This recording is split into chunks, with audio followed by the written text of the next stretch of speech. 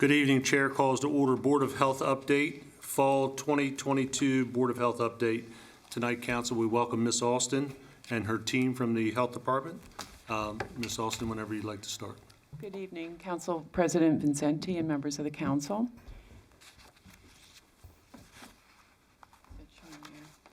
Here's our agenda for the evening. I'll give a brief review of the Health Department's annual report, which you can find in your folders.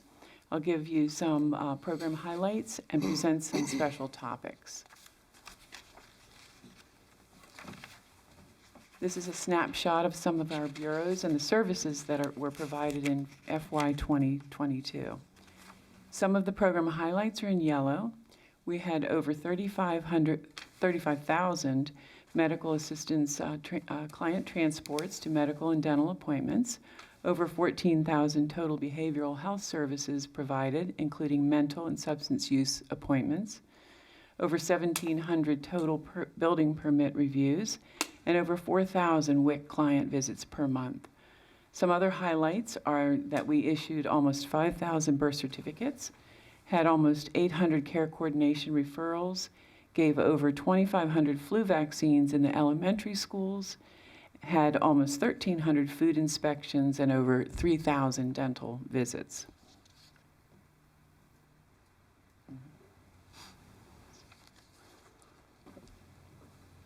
I'll start with our Care Coordination Bureau update with a highlight on our Housing and Urban Development Grant.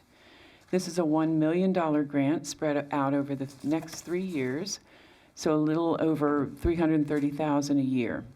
We're very excited to finally get this program started. The goal of this program, which we are calling Healthy, Happy Homes, is to make safety and functional home modifications and limited repairs to meet the needs of low-income elderly homeowners living in Harford County.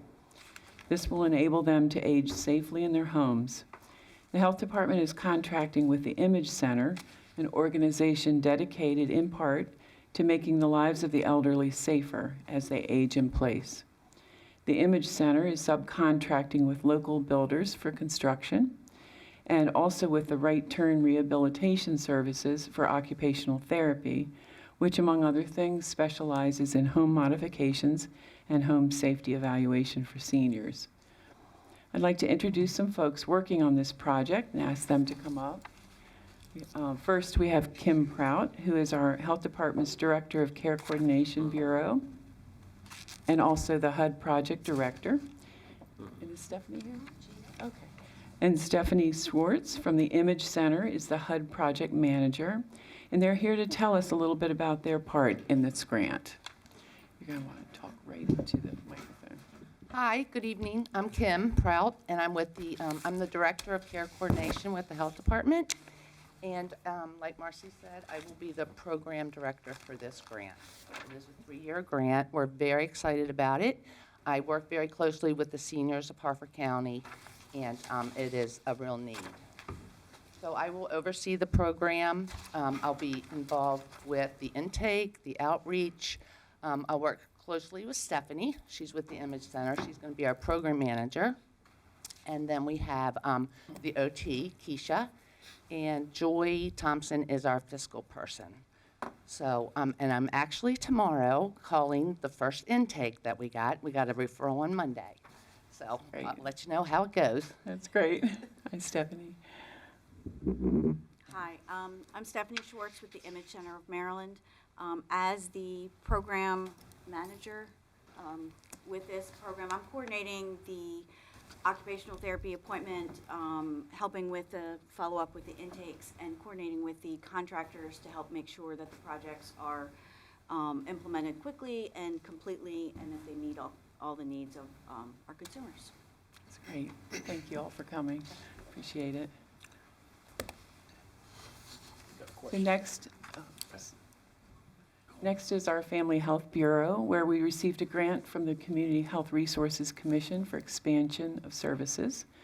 The goal of this project, which we are calling Nuestra Comunidad, our community, which is what that means, is to expand access to health care services, including maternal and child health, with a focus on serving uninsured and underserved individuals in Harford County. The services that fall under this grant will include care coordination, pediatric care, dental care, and mental health care, mostly at our 1 North Main Family Health Center location. Should referrals be needed, we will work with community partners to provide linkages to specialty care. This clinic opened just 2 weeks ago, and we are already seeing folks with significant problems. Here is one of our stories reported by Sarah Gonzalez, who is our care coordinator for this new program. An uninsured child, 4 years old, came in to see our nurse practitioner with a severe tooth infection that was causing difficulty in eating. Our dentist on duty was able to see the child right away and prescribe antibiotics. The dental team was able to connect the family with the University of Maryland Dental School for more intensive treatment under sedation. The family was grateful that the infection was caught before it became more serious or even life-threatening. Now I want to introduce a couple more staff members, Inez Dunmeyer and Paula Thomas, who work in this program. They're passionate about their work with this community, know these populations well, and are thrilled to see this project come to fruition. Hi, good evening. My name is Inez, and I work in the mental health department, the health department. I am so proud to work for this under this grant. I've worked for the last 15 years focusing on this population, the underserved and uninsured families. And we have many people coming in with severe needs. The importance of this grant is just that we're seeing them for primary care, and therefore we are not seeing them in our emergency rooms creating large bills for our county. So I'm very proud. We're seeing a lot of people coming in. I'm being able to refer people to behavioral health for counseling. For the counseling part of it, there's no age. So we are definitely already seeing people coming in as clients that are dealing with domestic abuse, alcoholism. So I feel that this grant is going to be grateful for and wonderful for this county. Hello, good evening. Thank you so much for the opportunity. My name is Paula Thomas, and I have lived in Harford County for the last 15 years. I work at 1 North Main, and as a medical assistant, I have become aware of the need that many people, many residents in Harford County have that don't have insurance. We treat children 0 to 21, and it is very rewarding. It's very incredible. We're very grateful for the grant that we received, because now we are able to provide care to these patients, and we really see the need, and we already noticed the positive impact that this has done, as Ms. Marcy said about that child with the dental problem that he had. And I'm just grateful for the program and grateful to be part of that. And you had a mental health case too, didn't you? We did. We had also in this first, this child's also going to receive help. So we're very grateful that these children are able to be helped, these residents of Harford County. Okay, thank you so much for coming. Thank you, ladies. Our Clinical Health Bureau offers many vaccines based on availability. The CDC now recommends primary COVID vaccines for people ages 6 months and older, as well as updated bivalent COVID boosters for people ages 5 years and older. Appointments and additional information can be obtained at our Woodbridge Clinic at 1321 Woodbridge Station Way in Edgewood. With the growing need for mental health services in our county for our school-aged kids, the Behavioral Health Bureau is in the process of hiring a youth and adolescent counselor and also a Spanish-speaking counselor. In addition, many community partners came together once again to celebrate Recovery Month in September. There were purple lights on Main Street, banners on buildings, and uplifting personal stories of recovery on social media. And here are some of our staff showing off their purple spirit. During FY22, our Environmental Health Bureau utilized over $535,000 in grant money from the Bay Restoration Fund to financially assist Harford County residents with the repair of their failing septic systems. The FY22 completed projects consisted of 32 on-site septic repairs and 1 public sewer connection.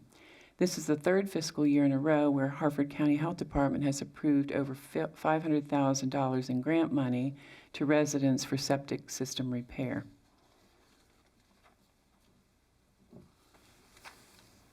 Throughout COVID, our vital records unit was running on appointments that were spaced apart for safety reasons.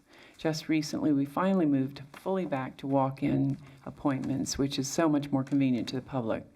Birth and death certificates can be obtained from 8 to 4 on Monday through Friday at our 120 South Hayes location. Our population health unit programs are hosting some great upcoming events. The first event is a community health event that will be held on Sunday, October 23rd, at the Mary Ristow Courthouse parking lot from 12 to 4. Excuse me. This event will have many community partners with resources, but most importantly, attendees will be able to receive free health screenings such as blood pressure checks and diabetes risk assessment screenings at the event. Save Mart International Food will also be attending and providing free groceries. The second event is hosted by our Minority Health Program, and registration has begun for their next youth symposium for middle and high school girls. The symposium will be held on Friday, November 18th, from 6:30 p.m. to 12 a.m. at the Aberdeen Epicenter. The event is free and will discuss topics such as the benefits of self-care, cyberbullying, social media etiquette, and various mental health topics such as depression and anxiety. They have amazing guest speakers who will be in attendance, such as Ms. Taylor Williams, who was Miss Maryland International in 2022. Kudos to Felicia Hopkins and Michelle Peterson, who received praise from the Maryland Department of Health for hosting events that are not done anywhere else in the state. People can go to the Harford County Health Department website for the flyer and learn how to register. The Harford County Local Improvement Coalition brings all of our community partners and interested community members together to discuss and work on improving health disparities in the county and hosts the coalition's annual meeting each year. The LHIC concentrates on the three priorities that were determined by the members. They are behavioral and mental health, family health and resiliency, and chronic disease prevention and wellness. The Behavioral Health Work Group focuses on addressing mental and behavioral health issues, needs, and in the community, including overdose prevention. The Family Health and Resiliency Work Group focuses primarily on connecting pregnant and postpartum women experiencing substance use disorders to essential services, treatment, and resiliency resources. Most recently, they began concentrating on infant mortality. The Chronic Disease Prevention and Wellness Group has three main areas of focus. I'm sorry, I'm forgetting to. No, we're still there. The Chronic Disease Prevention and Wellness Work Group has three main areas of focus: healthy eating and active living, cancer prevention and screening, and tobacco use prevention. The work group is also dedicated to improving health literacy within each focus area. Most recently, the group has placed a strong focus on diabetes prevention. The next three slides are topics that will be discussed at the annual LHIC meeting. First, the top cause of mortality in Harford County in 2020 was heart disease, followed by cancer, then COVID. Due to the rise of COVID cases in 2020 and no vaccine development at that stage in the pandemic, COVID became the third leading cause of death in Harford County.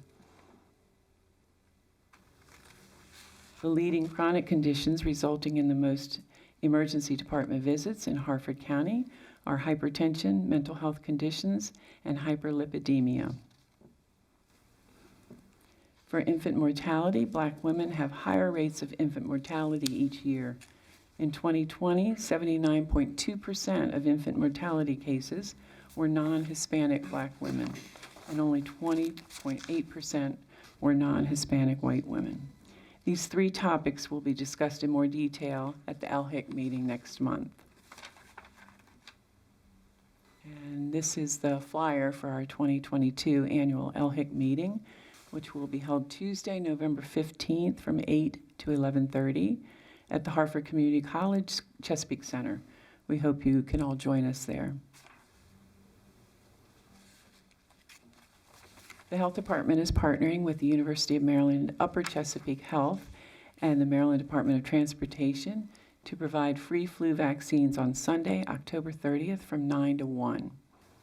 It will be a drive-through clinic at the emissions testing site in Forest Hill. This is for ages 6 months and older. High-dose vaccine is available for over 65. No appointments necessary and no need to get out of your car. The Health Department is providing the COVID test kits for free to anyone receiving the flu vaccine. Now, I'd like to introduce Dr. Jamie Seibel, our new Deputy Health Officer. If you want to come up. Dr. Seibel started with us on September 7th. Her primary role is to provide medical oversight to all of our clinical operations, in particular our Clinical Health Bureau located at our Woodbridge site in Edgewood, and our newest clinic services at 1 North Main Family Health Center. And now I'll give her an opportunity to provide her background, and we're thrilled to have her here. Hello, good evening. I'm Dr. Jamie Seibel. It's a pleasure to meet you all and to be here this evening. As Marcy said, I've had a great introduction to the health department and to being here in Hartford County. I've been here for a little over a month now, and it's really exciting, and I've gotten to work with great people and get involved with these programs that Marcy's already described. So a bit about myself. I grew up in Maryland. I went to the University of Maryland School of Medicine for my medical degree, and then subsequently completed my preventive medicine and public health residency at the University of Maryland as well. I did an intern year in internal medicine at the MedStar hospitals, including Franklin Square, not too far away. So I am trained in preventive medicine and public health, which is why I'm really happy to be here, and because those are my passions, and that's what I'm hoping to really work on while here at the health department. I also earned my MPH in epidemiology, so I'll be involved in a lot of epidemiology-related topics here in the population health unit that Marcy described.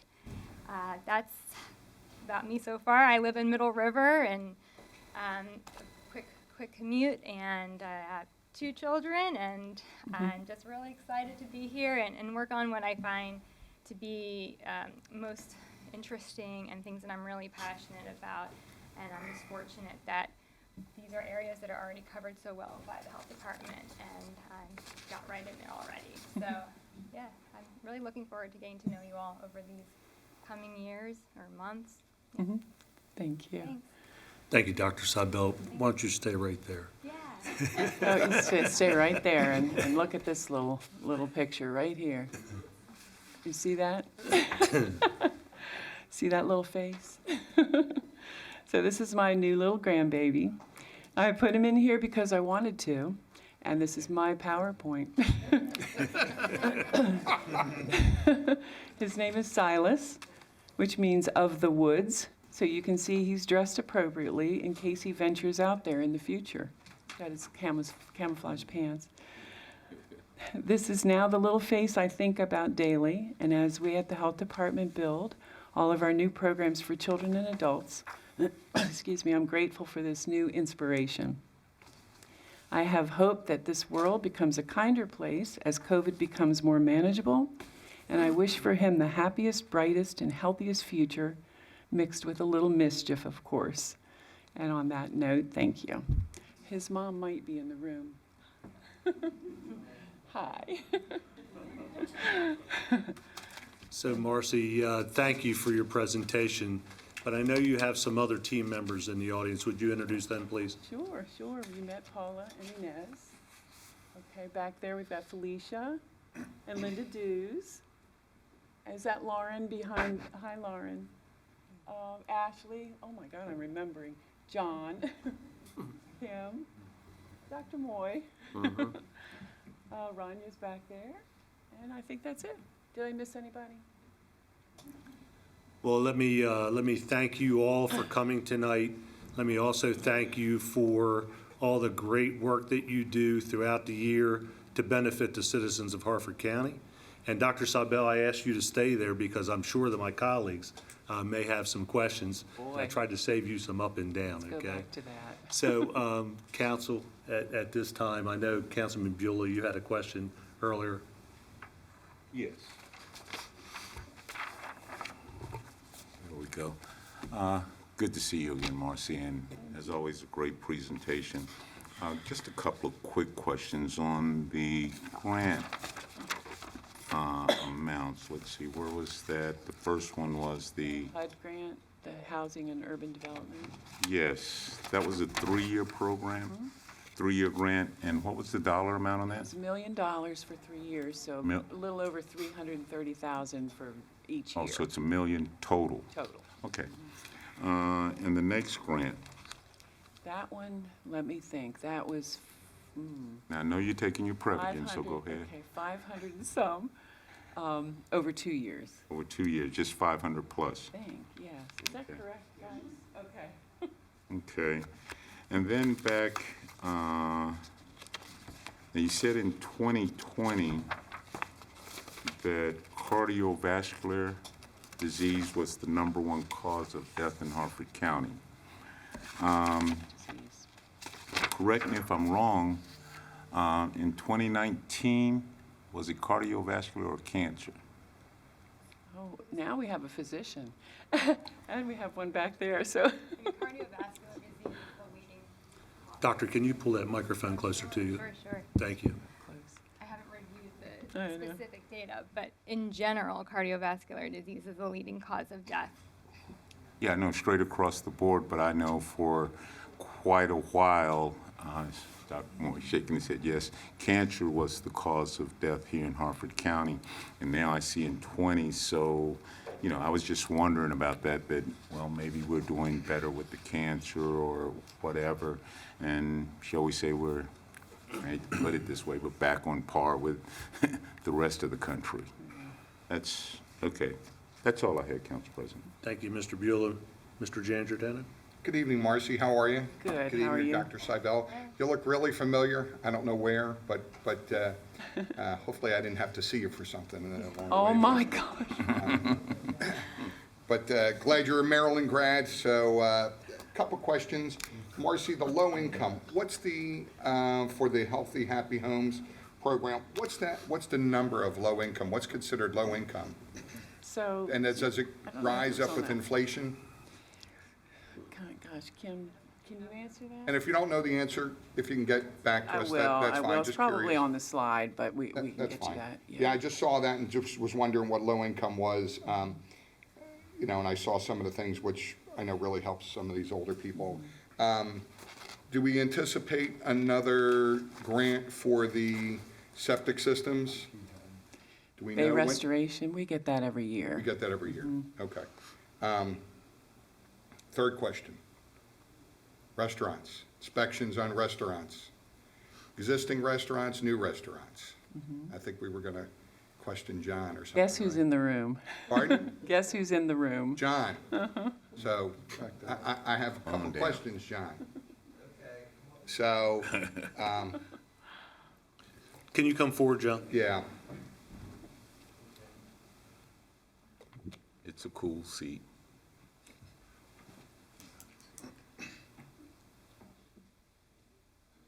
I know he's loving this. Oh, yeah. I try to tell him it's a cool seat. good evening, John. Thank you for being here. Questions on restaurant inspections. Not only existing, let's go to the existing restaurants. There's come to my light that there's some restaurants that are probably in poor shape cleanliness-wise, and I know there's been an inspection or two here and there, but doesn't seem like anything was done other than, maybe you can address that. What's the protocol? How often are you guys going in? If you see mice, rodents, roaches, and things like that, what happens in there in a case like that? Okay, so, boy, the simple way to answer that is if you're seeing a mass infestation of insect or vermin and it's going over top of food prep, equipment or food prep surfaces, a lot of times if the infestation is to that degree, we would close the facility until they get a pest control operator in to mitigate the situation. Like without going into specific details, we closed a facility recently that had, a really bad roach infestation, and the pest applicator came out, did some, remediation, some treatment, some stuff that they couldn't do while the facility was in operation. And once the conditions were under control, the place got cleaned up, then we allowed them to reopen. So Is that public knowledge of the restaurants that close and why they close? So if you were inquiring about a specific restaurant, we would release that information through what's called a Public Information Act request. So, Is that only if you knew the name of the restaurant? well, Or is if it you just were any in, restaurants? yeah, so I guess the short answer to your question is, if we close a facility, we don't, send that out to the media and broadcast that. But if, like we had a request recently about a complaint we investigated where the complainant filed a complaint with us, we investigated the complaint.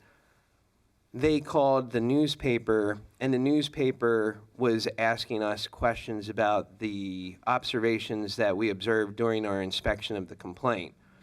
And generally, we'll answer those requests just, as a general, we receive a complaint from the public, we go out, we perform an inspection, and if they want, copies of the inspection reports, then they would have to fill out a PIA. We would release it to them, and they could do what they want with the public records. But we generally aren't releasing every time we close a facility for one reason or another. But if they inquire and they make a request, then we would release it to you. So if you had a place that you were interested in, just send us a request for information, and we would send you the inspection reports. Generally speaking, your high priority facilities, which would be your full service restaurants that you would just, go to get a sit down meal, they're generally inspected 3 times a year. If they have what's called critical item violations, we close them for some reason or another. We would do re-inspections. So, your typical sit down restaurant should see us 3 times a year. Things that would be like a convenience store type operation, they would see us, twice a year. And then places that would be like a retail package store, such as like a Dollar General or something like that, they would be every 2 years based on the fact that they don't have any open food. All those mandates have to do with staffing. So, the more staffing that we have, the more capable we are of meeting those mandates. So if we have turnover, or, you have 50 new facilities that opened, but the staffing has stayed the same, it's kind of hard to meet mandates when your resources have been stagnant and your demands have increased. So, that's, I could go on for much longer than this meeting is supposed to last. Not tonight. Nah. One other question on that. If you get how many people that call in and get sick, maybe salmonella or something like that, when do you close down a restaurant in a case like that? Public safety, all of a sudden you've got, is there a number? Maybe Dr. Seidel, would you know that? Is there an instance where if you get 6 people that have salmonella, do you close the restaurant, or what happens in that case? I'm just not aware of that procedure and how that works, and kind of curious on that. So the outbreak, by the state definition, is 2 or more unrelated people that are confirmed to have the same disease. So, in a household, in my immediate house, there's 5 members. So if we all had salmonella, that wouldn't necessarily constitute an outbreak. But, if I had salmonella and another person that ate from the same facility had salmonella, that would be a bona fide outbreak as far as the state is concerned. We get a complaint of a single instance of illness, we'll inspect that. Now, what leads to closure isn't necessarily the illness by itself, but what we might find during the course of the investigation. So, like if I was inspecting a place and they have a sanitary sewer, if they have a sanitary sewer overflow and the kitchen is flooded with sewage, I would close them immediately. You know, if I went out to a facility and they have no refrigeration that's functional, I would close them immediately. But if somebody just improperly handled a, 20-pound roast of beef, generally that wouldn't be a closure. We would just discard that product because there's no way to correct, mishandled food. You would just discard it. Okay. Again, I could go on like No, forever. that's all right. Just wanted a brief explanation on that, and I do appreciate that. I was kind of curious about how often you go out on the full-service restaurants. So knowing that you guys go out 3 times a year is good. And if there was a restaurant in question, you could provide that information to me about when you went out and inspected that restaurant, correct? That's correct. And those routine inspections do not include complaints. So, we could get 50 consumer complaints on a facility, and those would all be inspected regardless if we were there for 3 routine inspections or not. Okay. Thank you very much. You answered my question. Appreciate it. Thank you, Mr. Janjardana. And Mr. Woods? Thank you, Mr. President. Thank you for your presentation. The vital record issue, has that been resolved with the hack a few years ago? Oh, you mean with the statewide? Yes, we have a way of issuing them. I need my grandmother's death certificate still. Oh, were they held up? 2015, right? So, We can do that now. excellent. Thank you. Thank you, Mr. Woods. Anyone else? Mr. Schroeds? Yeah, just real quick, especially about John's here. I'm not going to go Every real time. long. We've had many conversations that go We very long. sure have. We sure have. So, the Bay Restoration Funds, I saw where for 3 years in a row, we're doing a tremendous amount of work within about a $500,000 budget. I know a lot of them were septic repairs and new systems, as well as the public sewer hookups. Is that number always around that number because there's some kind of ratio based on how much we collect through that fee, and then it's kicked back out to us, or could we use more, or does it depend on how other jurisdictions are doing it? Because it seems like if we're doing a really good job and other jurisdictions maybe aren't spending their money down, would it be helpful to have more funding in that budget, or are you about at your max? So, interest, how it works is there is a fund that every resident of Maryland pays into, and then MDE is obligated to distribute that money based on a formula on the county's critical areas that, they possess. Now, Hartford County, we have some critical area, but most of it's serviced by public utilities, and then, of course, you have the proving grounds. However, I always ask for a fairly large amount of money because we have a lot of older lots of record with older systems that, weren't designed according to today's standards. I have some sewer petitions that I'm working with the Department of Water and Sewer on to bring, public sewer to these areas to service properties that are in gross need of public utilities.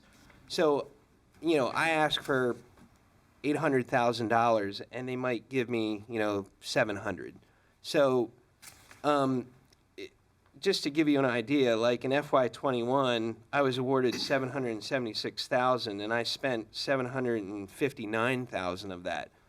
So in FY20, I was awarded $676,000.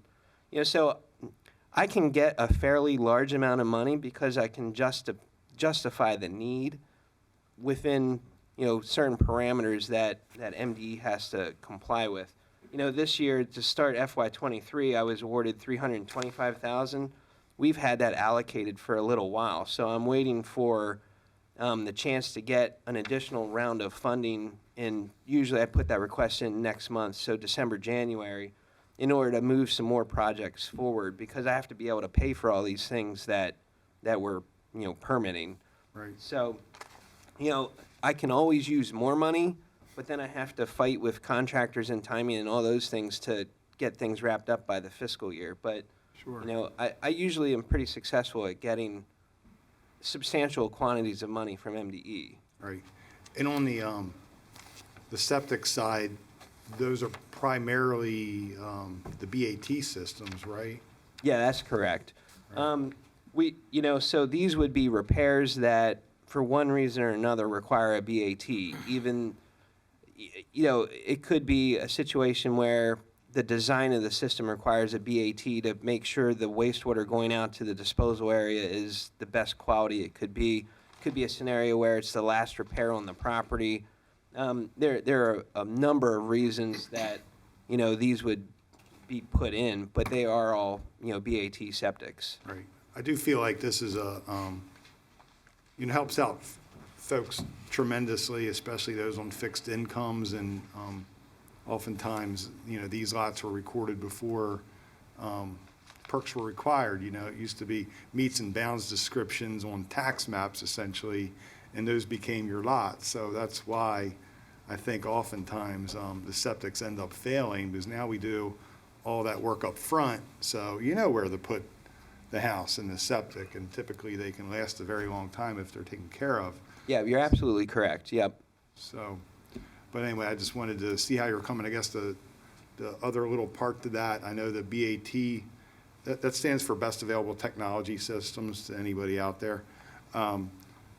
Those require maintenance contract agreements, and I know that the more we get online, the more oversight that you need to have over them, and I just was curious how that was playing out with, sometimes you have transfer of ownerships, they don't really understand what that is, and that there's an ongoing service contract, and it requires electricity and things like that to operate the fans and such to reduce the nitrogen in the water.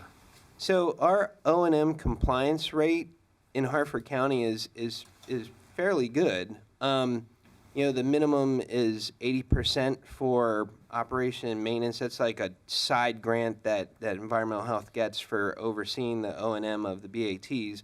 So we're well above the 80% compliance ratio, or the compliance requirement. Overall, O&M is okay, but you're absolutely correct. People buy properties all the time and aren't aware of what they're buying, and then they get a letter from somebody in my office saying you're past due on your O&M. And, the O&M is a cost, but, if you maintain the septic system, if you maintain the BAT, it's a lot less expensive than having your septic system fail, so. Right. So anyway. Great. Thank you, John. I appreciate it. You're welcome. Thank you, Mr. Strohs. Mr. Wagner? Just want to welcome Dr. Seibel, that, it sounds like from what we're hearing on this side of the street that you've been a good fit so far, and we look forward to working with you in the future. And hopefully we'll have a conversation or two before I leave office in December. So, but welcome. Anyone else? Go Terps. Marcy, thank you for your presentation. I'm sure we'll be talking again soon, and thank all of you again. Thank you. This will conclude the Board of Health update, but also as a piece of Board of Health business, we have Board of Health appointment, Office of Mental Health Core Service Agency of Hartford County. Mr. Wagner? I would move for the appointment of Christine Alton and Naomi Fabricant to the Office on Mental Health Core Service Agency. Thank you. May I have a second? Second. Thank you, Mr. Beulah. It's moved and seconded to approve the reappointment of Christina Alton and new appointment of Naomi Fabricant. Is there any discussion? Ms. Dixon? Mr. President? Aye. Mr. Johnson? Aye. Mr. Woods? Aye. Mr. Giangiordano? Aye. Mr. Schroes? Aye. Mr. Wagner? Aye. Mr. Beulah? Aye. There being 7 votes in the affirmative and 0 in the negative, the appointments are hereby approved. That'll conclude us. Thank you. Thank you.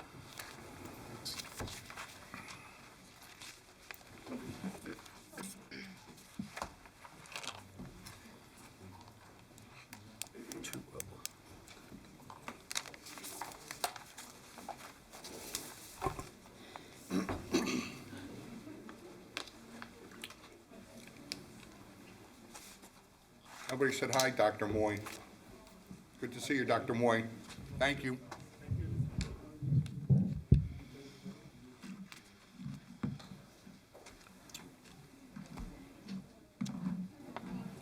Like what? Who did? Graciela? Oh, I thought you did. I didn't know you did.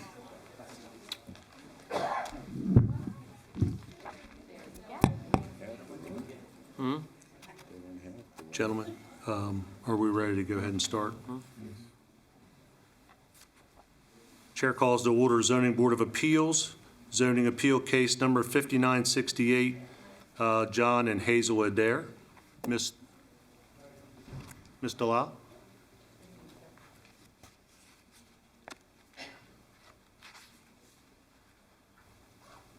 Ms. Bragg? Would you like me to sit back? You'll be sitting at this table. We'll need one of those seats for Ms. Bragg. Thank you.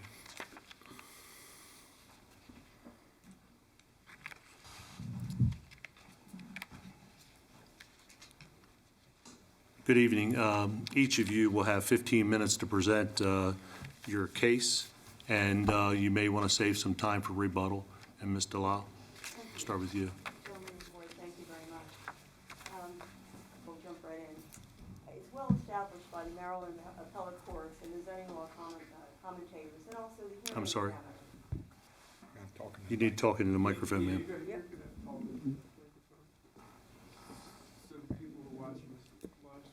Very good. All right, you'll let me know if it picks it up. The Maryland courts, the zoning law commentators, and our own hearing examiner and this board have previously found that, quote, variances can only be granted upon a showing of the uniqueness of the property and resulting hardship or practical difficulty. Our hearing examiner echoed this finding on page 4 of his decision. He also reviewed the various appellate cases, so I will not belabor them this evening. The applicants, John and Hazel Adair, represented themselves at the preparation and filing of the application before the Department of Planning and Zoning, and when they appeared before the hearing examiner. Tonight, I will do my best to represent their appeal to you. The Adairs requested approval to create 3 lots on the 2 non-conforming parcels that they had acquired in 2021. Tonight, I will ask you to consider 2 things. The first is strictly a procedural issue, whether a decision issued outside the time frame mandated in the Rules of Procedure, specifically Section A-274-4C, which requires, without exception, that a decision be issued by the hearing examiner within 30 days of the hearing date. And in the event that such a decision is not issued, the question is what happens? Where is the jurisdiction? Does the case go back to the hearing examiner for reconsideration, or does it become a moot decision? The second issue is more factually based. Whether the findings of fact made in the hearing examiner's decision are sufficient to support his findings that the Adair property was not unique, and that therefore the application of the code that requires panhandles for the subject property, even where that property has sufficient width for those panhandles to meet code requirements where it intersects with Knopp Road, but it's not wide enough to provide the entire 12.5 feet through the entire width of the panhandle, did not work a hardship or practical difficulty for the property. I'm asking you to review the hearing examiner's decision because you, members of the board, are vested with the authority to grant a variance to permit a panhandle of less than the width required under Section 267-22 F5B, i.e. 12.5 feet. If you find that both prongs of the variance standard is met. The Department of Planning and Zoning processed the application and prepared a staff report recommending that the variance be approved. The staff report found that, quote, the subject property is unique. The property is an irregularly shaped lot with limited street frontage on Knopp Road, and the subject parcel is currently accessed by a right-of-way further west on Knopp Road. In fact, the addressing, referring to the street address assigned, for the subject parcel is based off the right-of-way location, not at the area where there was road frontage. The hearing examiner, however, did not find uniqueness. I contend to you that there were errors in that finding. On pages 1, 3, 4, and 5 of the hearing examiner's decision, the Adair property was referred to as a single parcel. That's erroneous, as is shown on the site plan that was submitted with the Adair's application and that you'll find in Exhibit D of the appeal brief submitted to you. And also you will find it referenced in Exhibit I, which is the title deed for the Adairs. The Adair property is in fact composed of 2 separately deeded parcels and described parcels. They have never been combined by a deed of consolidation or plat. All references to the Adair property in the hearing examiner's decision including the statements that precede the hearing examiner's finding that the property is not unique, incorrectly categorized the property as being a single parcel of land. On page 5 of the hearing examiner's decision, the hearing examiner found that the basis for finding that the property was not unique, found that the Adair property was not unique, and, quote, found that it was no different from the surrounding parcels, end quote. I will submit to you that the Adair parcels, from the date of their creation to tonight's hearing, are unique in the event of their creation, their road access, etc. The Adair property is in fact composed of 2 separately deeded parcels not created by the subdivision process through a record plat. Both parcels are non-conforming and were created by a surveyor's description, much like the examples that Mr. Schroeds discussed during the recent discussion with the Health Department.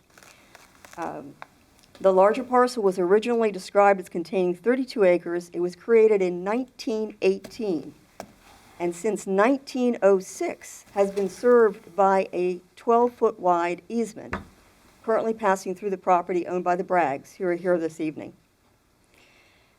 The 12-foot right-of-way was most recently documented in a plat recorded in 2012 by Highland Survey Associates and recorded in the land records.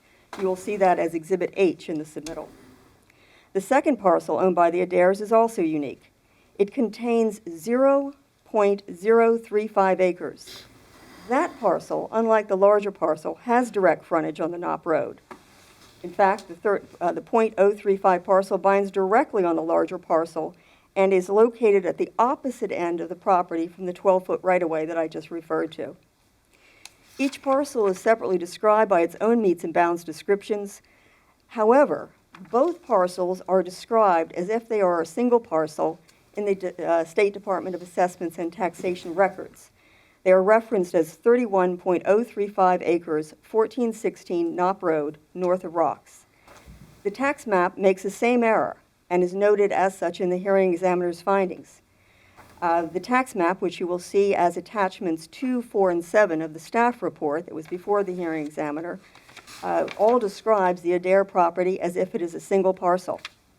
The description of the Adair property as a single parcel in both the staff report and the hearing examiner's decision is simply erroneous, as indicated by both the site plan submitted with the application and the deed, also submitted with the application and in your packets this evening.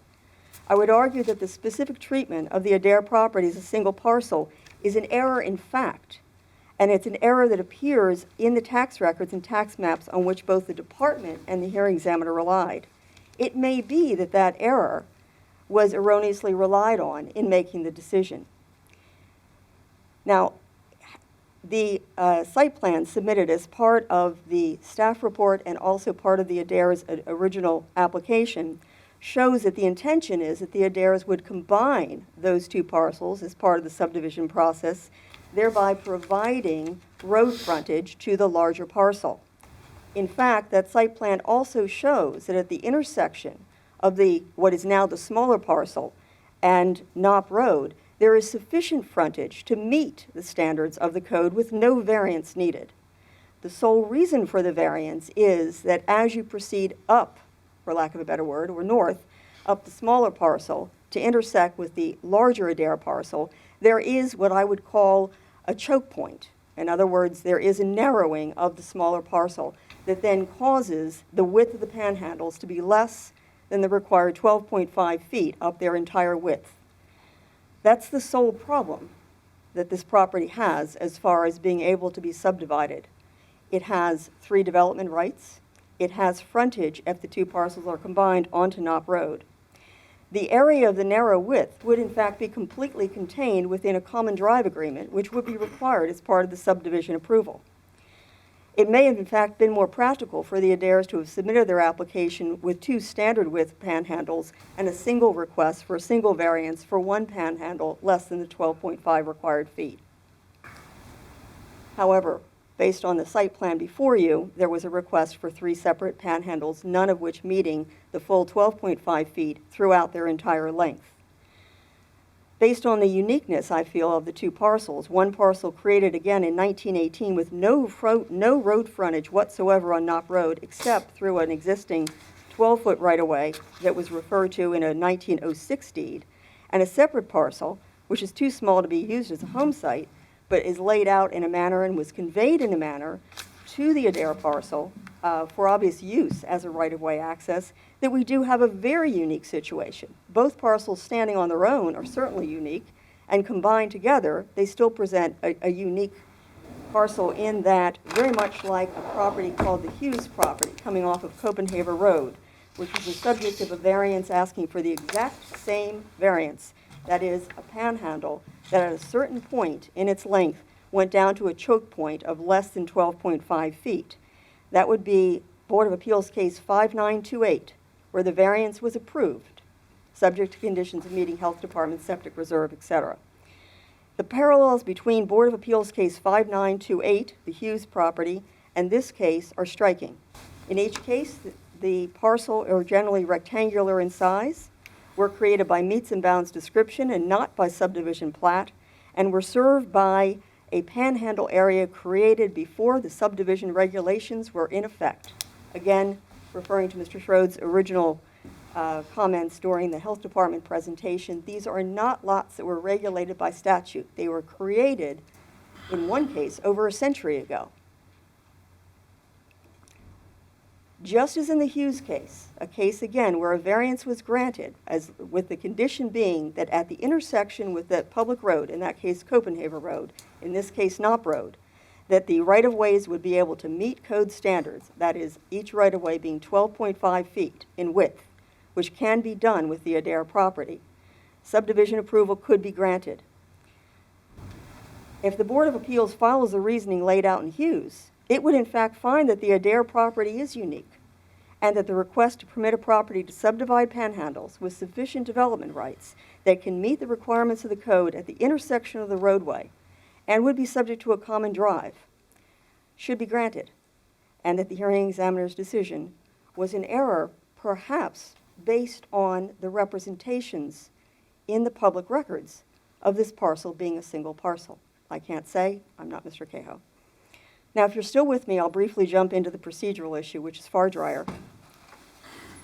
Pursuant to Section A274-4C of the procedural rules, you gentlemen know these rules better than I, the hearing examiner shall, a mandatory shall, file a written decision within 30 calendar days after the conclusion of a hearing, unless there is a request for briefing, additional briefs or submissions, which there were not in this case. The hearing examiner in this case did not. The decision actually came out on Friday. If it had been timely, it would have been issued Friday, August 12th. It was not issued until the following Monday. I would concede that if it was due on a weekend, filing Monday would be correct, but in this case, Friday was not a holiday or a court holiday. We were all in session. If you look through these rules of procedure that are before you, that we're all governed by, you will see that there is a tough sanction if an applicant misses a filing deadline, if an applicant fails to file on time, if an applicant fails to file its request for a transcript on time, if you, as the board, do not file your decision in time. All of these things have specific sanctions. The sole area of the rules of procedure that is silent as to what occurs if a mandatory time frame is not met is the one before you tonight. What happens when the decision that starts the appeal process is not filed in accordance with the mandatory timeframes? I don't have an answer. That depends on you. In every other case, the applicant loses their right to appeal, or if, for example, this board would not render its decision, which is inconceivable, before the date that's in the hearing examiner's timeframe, which is not until January. At that point, who would lose? The appellates would lose, because at that point, the hearing examiner's decision stands. So in every case along the way in the rules of procedure, the applicants are held to a standard and a sanction. And in each case, there is the word mandatory shall. The decision shall issue. The appellate shall file. The transcript shall be requested. The Board of Appeals shall rule. We have before of us a situation that personally, in checking the Board of Appeals cases, I've never seen raised before you before. Not this board, not any other board. And that is what happens when the first step in the process doesn't occur in a timely manner. I leave that to your consideration. Tonight, the board can either accept, reject, or modify the hearing examiner's decision, or remand the case to the hearing examiner. If the case is remanded, you as the board will specifically state the subjects on which the hearing examiner is to receive additional evidence. I'm reading to you from the Rules of Procedure, Section E. I would urge you tonight to look at, and I have a copy if it is not in the record, of the Hughes decision, case 5928. And if you look either at the site plan or at the discussion, you will be struck by the differences, by the similarities between the Adair rectangular shaped portion and the Hughes rectangular shaped parcel. You may also be struck with the fact that there's only one point at which the panhandle area, or the area to be used to split into panhandles, is narrow. It's not at the road frontage in either this decision or in the Adair property. And I would urge you, therefore, to grant the variance, or if you feel that the decision is based on an error caused by a mistake in the public records where the tax map showed the property as a single parcel, perhaps it may be appropriate to remand the case to the hearing examiner so that additional evidence regarding these parcels may be able to be submitted. I thank you very much for your consideration. Thank you, Ms. Delisle. You'll have 1 minute and 52 seconds for rebuttal. Thank you. Ms. Bragg. Thank you, council members. I'll address the procedural question first. And she is correct. There is no procedure as to what happens if someone doesn't, if Mr. Cahill or any other hearing examiner doesn't get their brief in within the 30 days. But I would pose to you that that's something that should be dealt with on the legislative side, that there is a gap that we should not impose on the hearing aid, and should not impose on you today. It should be legislatively written in as to what happens.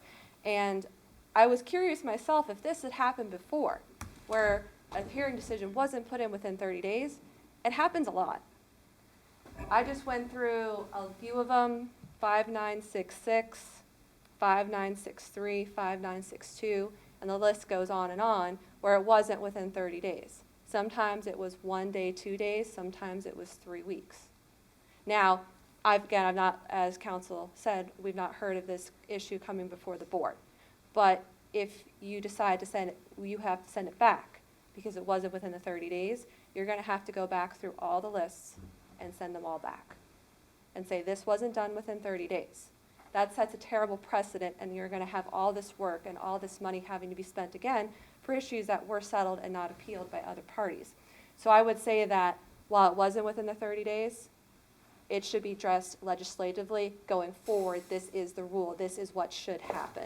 Otherwise, you're going to have quite the caseload coming back at you and at Mr. Cahill and everyone else who hears these cases. If you want more work, I mean, there's plenty to do, but I would suggest that this be dealt with in a different manner. Now, the heart of this matter, besides procedural, is the variance. And now, there is wide latitude in whether to grant or not grant a variance. It's a may, not a shall. You have to meet those requirements. And it's a variance under the Toronto versus North, which is 123 Maryland Appellate 234, 1998. A variance is presumed to be in conflict with the ordinance. And the applicant, the Adairs, would bear the burden to overcome this presumption. And it's a high burden. Now, under Hartford County Code, the 267-11, a variance may be granted. Like I said, it's not an automatic right, it's a request. It's to try and meet that burden, to try and overcome that presumption. Now, under Cromwell versus Ward, 102 Maryland Appellate 691, 1995 case, I believe, you only grant variances sparingly and only under exceptional circumstances. The law is the law. For a panhandle, it is 12.5 feet. That was specifically written in. It hasn't been changed for years. Why mess with what works? That's why the burden is there for any appellant, any applicant like the Adairs who want to overcome that because they have a pinch point. Now, I would also note that the Adair property has 3 building rights, and it was pointed out at the hearing, and I'll point it out again today. They have the ability to build 2. They just want the 3rd. So it's not an issue of property being completely unusable. it's completely usable as it is, as a single-family home farmette, or as split into two pieces. So the first step, though, in this process, and where Mr. Cahoe struck them down, essentially, was, is the property unique? And much has been pointed out that there are, and what I would take the argument for the other side to be, is that there are two separate pieces. You have one large triangle of about 30 acres, and then you have this teeny tiny little part that gets them to Knopp Road. Now, that was brought up several times. If you look at their application, the initial application, page 2, the property is unique and it has 3 building rights, limited frontage, and then page, I'm not sure what page it is, but it's where they have their rendering of their drawing. Parcel 2, 30 acres and change. Parcel 1, the .035. So they know, and have mentioned in their application that there were 2. It was also mentioned in the hearing board that there are 2 parcels. Page 5, lines 12 through 17, Mr. Adair, there's 2 parcels that actually make up or are considered the subject parcel. There was a larger 30-acre parcel, and I think around a half-acre parcel to get that road frontage to Knopp. Now, that's all that was said in the application and during the hearing examination as to the uniqueness of this property. And when asked specifically by Mr. Cahoe on page 7, I have read your file, it's pretty clear what you're asking for. Do you have any additional background you can give me? No. He asked Mrs. Adair on the next page, page 8, if she had anything else to say. No. So when we're looking here at an appeal, we're looking at an appeal on the record. What was in the record? Their application, the staff report, the transcript of the hearing, and then Mr. Cahoe's report itself, his decision. So what uniqueness is there? We've already identified that there are 2 separate properties, but they're being combined, essentially, whether or not formally in land records, they are, for all intensive purposes, being combined to allow this access from Knopp Road up to the properties. So that's where they stopped. There was no other information about what was unique about this property, topography, anything else that was going on. It was really, oh, well, we have a pinch point, and we want to get 3 driveways up when we don't have enough space. That was it. That was the end of the uniqueness, and that's where it was struck down. And I will note that Mr. Cahoe looked at everything. He looked at overviews. He looked at the whole file, and his experience, it wasn't unique. Now, I would like to point out, too, that the case that opposing counsel was referencing, 5928, saying this is the precedent that you all should follow. There are similarities, but what's interesting are the differences. So this was a property that was about 71 acres, and on it, interestingly, there was the main house and then 2 or 3 other tenant houses where people lived in them. And they were there, they were all part of one property. So what they were trying to do in this case, from my reading, is take one of those places, the houses, carve it out, and sell it to the tenant who lived there. You know, why pay rent? Just own it. But the problem was that the only way to access this house was to put a driveway in at the same point as the main driveway because of the topographical issues. Because it was in a water area, it was off Maryland 543. There were many other issues with it, and that was the only way they could do it, and they needed a variance to get there. So there it shows you the only way to access it is there. The house and the tenant were already in existence. So it's basically rubber stamping something that's already been there and saying, okay, well, you can have your own driveway and you can own the property you've been renting for goodness knows how long. That's not what we have here. What we have is a situation where the Adairs bought a property, they want to subdivide it into 3 lots. And there was a lot of community opposition at the hearing, as you can see through the transcript. A lot of opposition for various reasons about this. But again, it's not the same case. There's differences that I think is a reason you should not use 5928 and say, oh, well, we're just going to do this. This makes sense, we're going to follow this blueprint, because it's not a blueprint. It's completely different, and you need to look at the facts of this case. It's not a unique property. The Adairs may wish it is, but there was no evidence on the record that they put in besides the fact that it has that little strip of land that attaches to the main part. And they are more than capable of putting in two properties, 2 houses, doing that.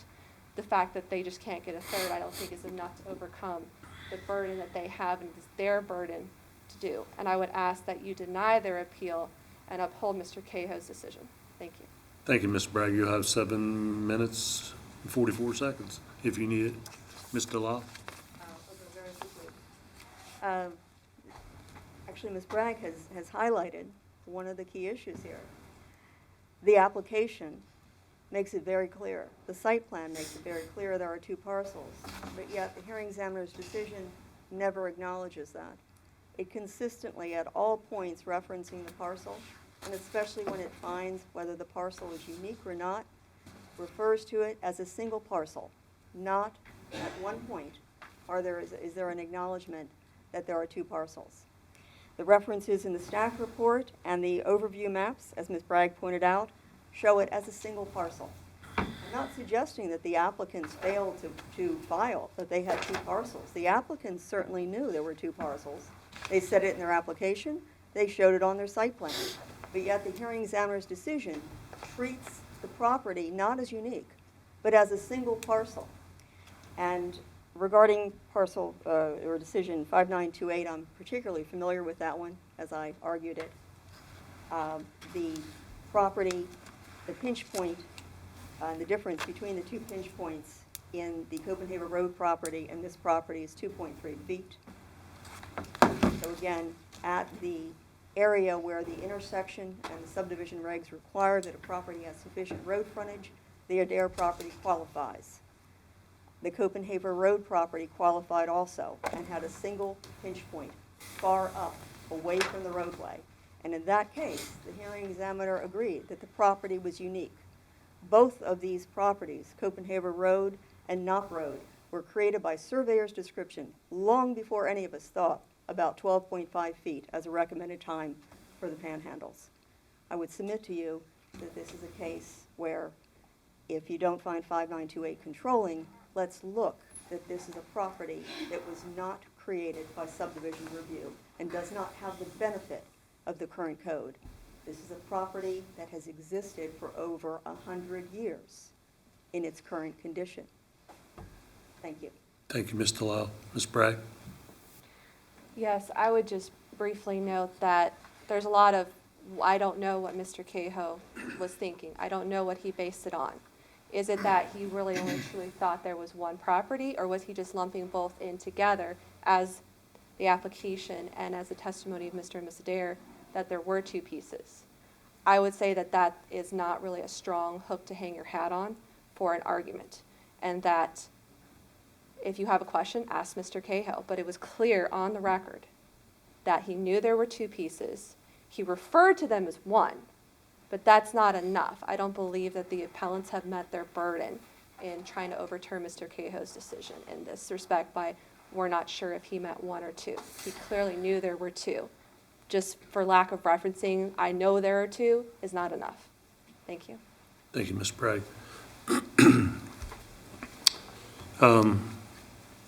Counsel, any questions regarding the testimony? Mr. Schroeder? Mr. Kearney, I don't recall case 5928, the Hughes case on Copenhagen in the original transcript. No, it wasn't, but it's certainly valid to be able to quote a prior decision of the zoning board of appeals. I was provided with this after Mr. Lau made her argument, Okay. so I can certainly share. Seems like from what I remember, all of our decisions, it goes from what is in that original transcript, and I did not recall, and this is the first I'm hearing of this case that I have not had a chance to look at. With respect, Councilman Schroeder, it was referenced in the memorandum that was submitted with the case. And I'm referencing it as precedential authority, much like both Ms. Bragg and myself have referenced Maryland case law. Okay, thank you. Yes, sir. Thank you, Mr. Schroeder. Anyone else? This will conclude this zoning appeal hearing for case number 5968, and we will render a decision at a later time. Thank you. Ms. Dixon, we're going to take a brief recess. We have people in the lobby. I'd like to let them get in. Can you get the mic for me, please? Thank you. Calls to order legislative session day 22-026. Please join us in standing for the pledge, following the prayer by Mr. Wagner after. I pledge allegiance to the flag of the United States of America and to the republic for which it stands, one nation, under God, indivisible, with liberty and justice for all.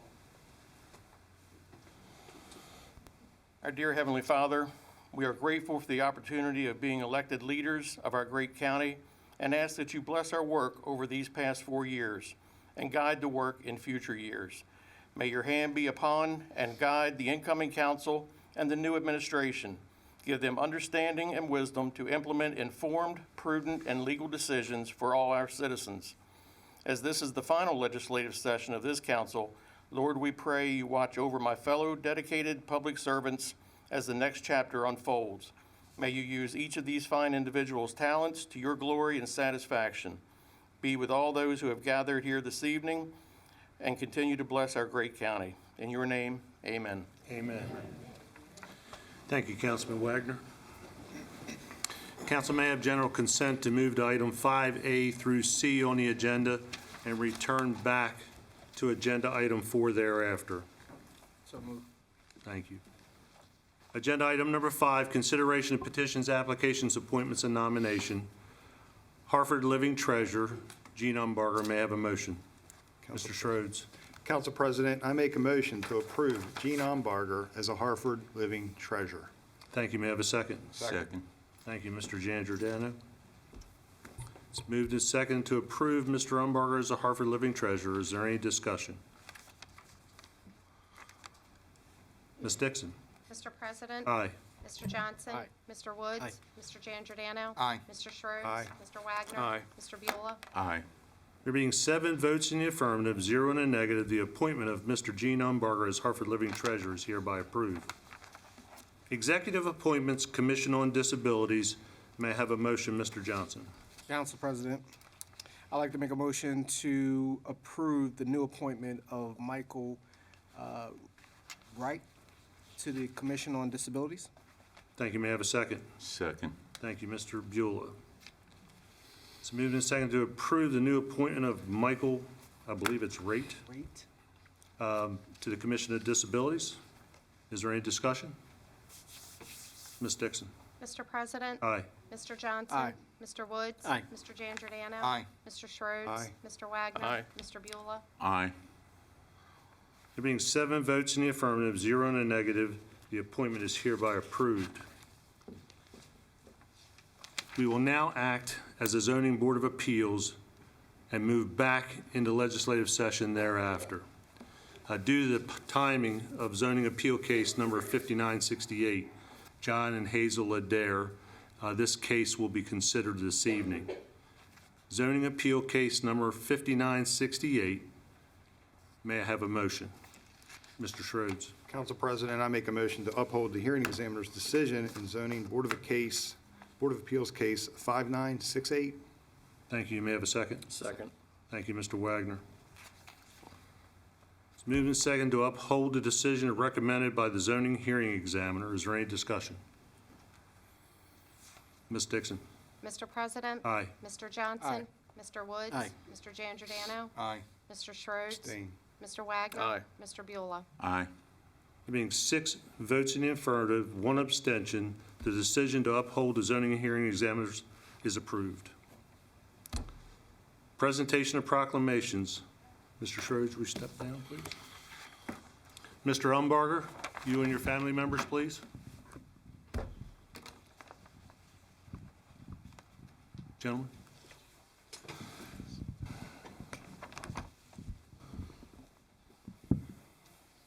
Mr. Wagner, whenever you're ready. Whereas Gene Umbarger received the Hartford County Cultural Arts Board recommendation of the Hartford County Council for recognition as a Hartford Living Treasure, And whereas Gene is a lifelong resident of Harford County, he and his wife, Louise Harlan, have been married for 60 years. They live at Woolsey Farm, which was purchased in 1918 by Gene's grandfather. And whereas Gene led the East Hartford 4-H Club for 40 years, in 2011, he danced for the Maryland Center for the Arts fundraiser, Dancing with the Stars. Gene is a deacon of the Churchville Presbyterian Church, where he has performed many duties over the years, which included mowing the grass, maintaining the graveyard, and setting up the parish hall for events. Gene supports his fellow farmers and can be seen at many community events across this county. And whereas in 1996, Gene was named the Hartford County Farmer of the Year and a Maryland Honorary Farmer for his outstanding service to Maryland agriculture from the University of Maryland Cooperative Extension Service. Now therefore, we, the County Council of Hartford County, Maryland, on this 18th day of October, 2022, do hereby proclaim Gene Umbarger a Hartford Living Treasure, and be it further known that his lifetime experiences and contributions to the Hartford County community will provide a permanent record which will recall the past, inform the present, and guide the future of Hartford County, and that his memories and history will be recorded by the Hartford County Public Library oral historian and will become part of the oral history collection of the library.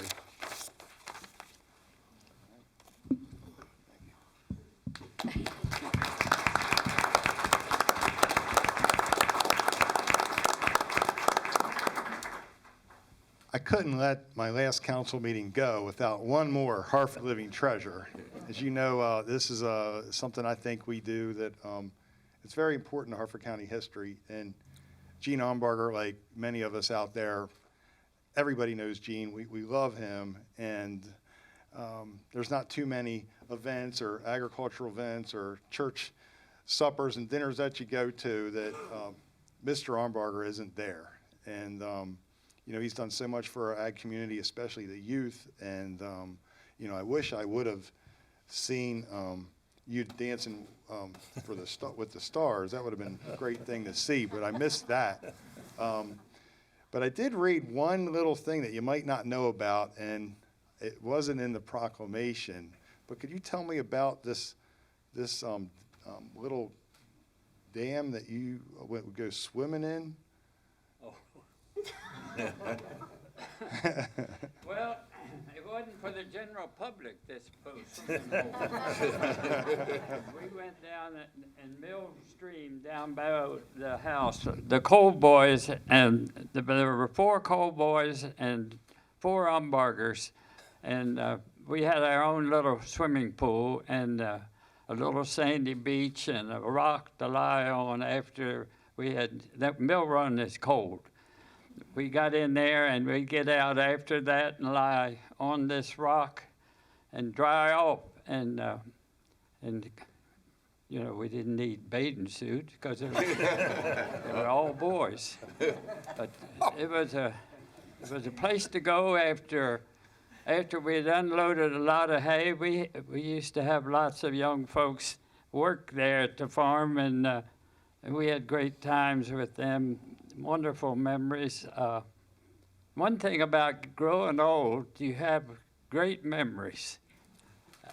They just pile on top of each other, and you love to talk about your stories. Sometimes they're embellished a little bit, but it's a great life. Hartford County is just a wonderful, wonderful place. And whenever you go away, I've always thought, it's wonderful to get back to Hartford County. I remember going to high school. There were all farms when we went to high school. There were houses. There were about 10 or 12 main farmhouses on the way to Bel Air.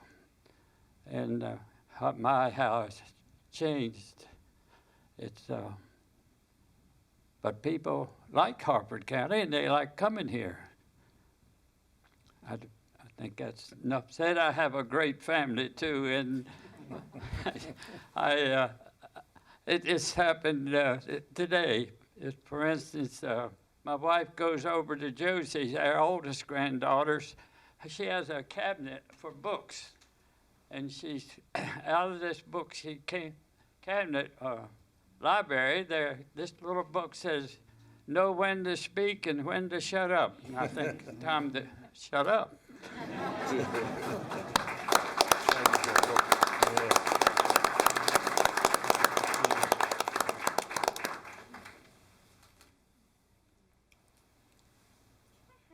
three scoot in a little closer, please?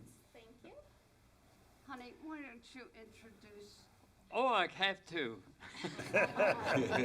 My daughter Kate and her youngest daughter, and of course son-in-law David, and of course the farm wouldn't be working without Bell, and don't forget Bell.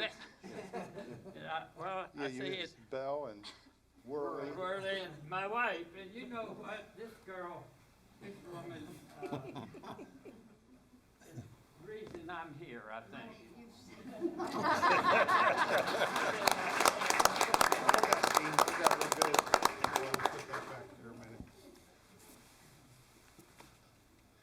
Mr. Woods, could you step this way just a little bit, please? Okay, yeah. Can't go anymore.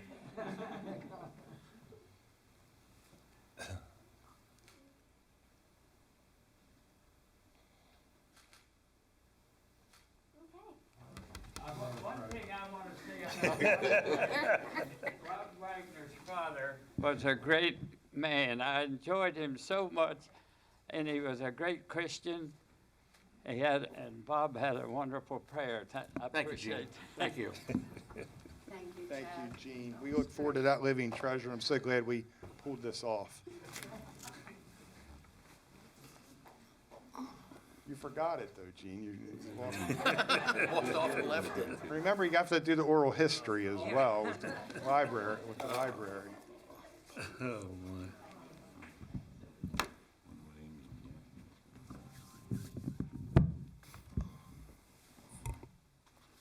Our next proclamation will be presented to our Rotary for World Polio Day, October 24th, 2022. Mr. Yeagle?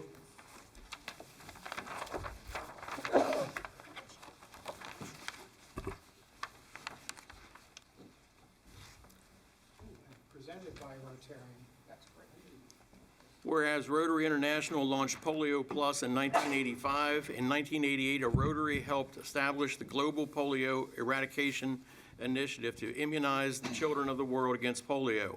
This organization includes the World Health Organization, U.S. Centers for Disease Control and Prevention, United Nations Children's Fund, which is UNICEF, the Bill and Melinda Gates Foundation, and Gavi, the Vaccine Alliance. And whereas Rotary has contributed more than $2.4 billion and countless volunteer hours to protecting nearly 3 billion children in 122 countries, Rotary is also working to raise an additional $50 million per year, which will be leveraged for maximum impact by an additional $100 million annually from the Bill and Melinda Gates Foundation. Rotary has played a major role in decisions by donor governments to contribute more than $10 billion to the effort. And whereas these efforts are providing much-needed operational support, medical staff, laboratory equipment, and educational materials for health workers and parents. Since 1988, polio cases have dropped by 99.9%, and the world stands on the threshold of eradicating the disease. And whereas the Rotary is a global network of neighbors, friends, leaders, and problem solvers who unite and take action to create lasting change to communities across the globe. There are over 1.4 million Rotary members in 46,000 clubs throughout the world. Their motto, service above self, inspires members to provide humanitarian service, follow high ethical standards, and promote goodwill and peace in the world. Now, therefore, we, the County Council of Harford County, Maryland, do hereby proclaim the date of October 24, 2022, World Polio Day in Harford County, Maryland.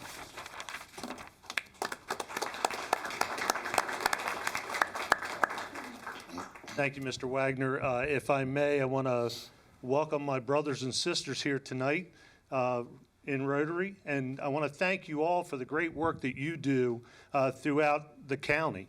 The proclamation speaks worldwide, but I want to thank you because I know firsthand the efforts that you put forth in Harford County. And Bill, you lead that effort and have done it for years, and if I may, I'd like to turn the mic to you. Thank you very much. I'd like to thank the council president and council members for helping us to raise awareness about polio. I should introduce 3 other key members here. Our district assistant governor for Area 1, Ronnie Davis. And then her last name is not Jernigan, it is Janigan, Amy Janigan, and Diane Sangstedt. Rotary is one of many service clubs that you could join. It does have a motto of service above self. And in about 4 decades ago, as you heard, we started a pledge to rid the earth of polio. Until COVID hit, we were down to 2 countries in the world, Afghanistan and Pakistan. Because of COVID, we had to interrupt giving polio vaccine to children around the world. And since then, polio has had a resurgence. So now, instead of just Afghanistan and Pakistan, it has spread to Mozambique, to Malawi, to England, and to the United States. We've not had a polio case in the United States for over 40 years. We've now had one in New York. We need people to be aware of this terrible disease.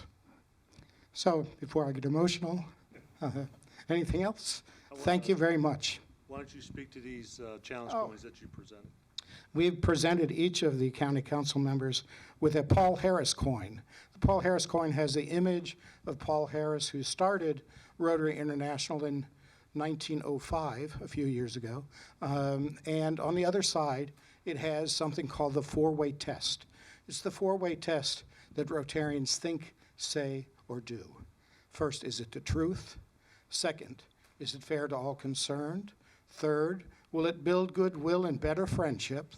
And fourth, will it be beneficial to all concerned?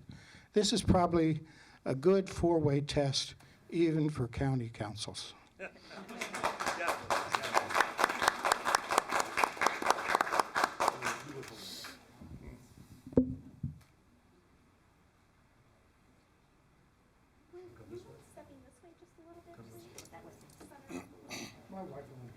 That's good.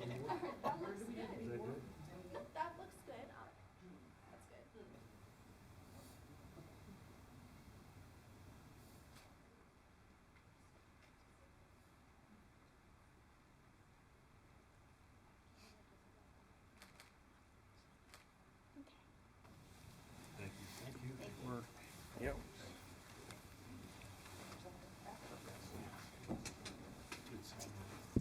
Okay.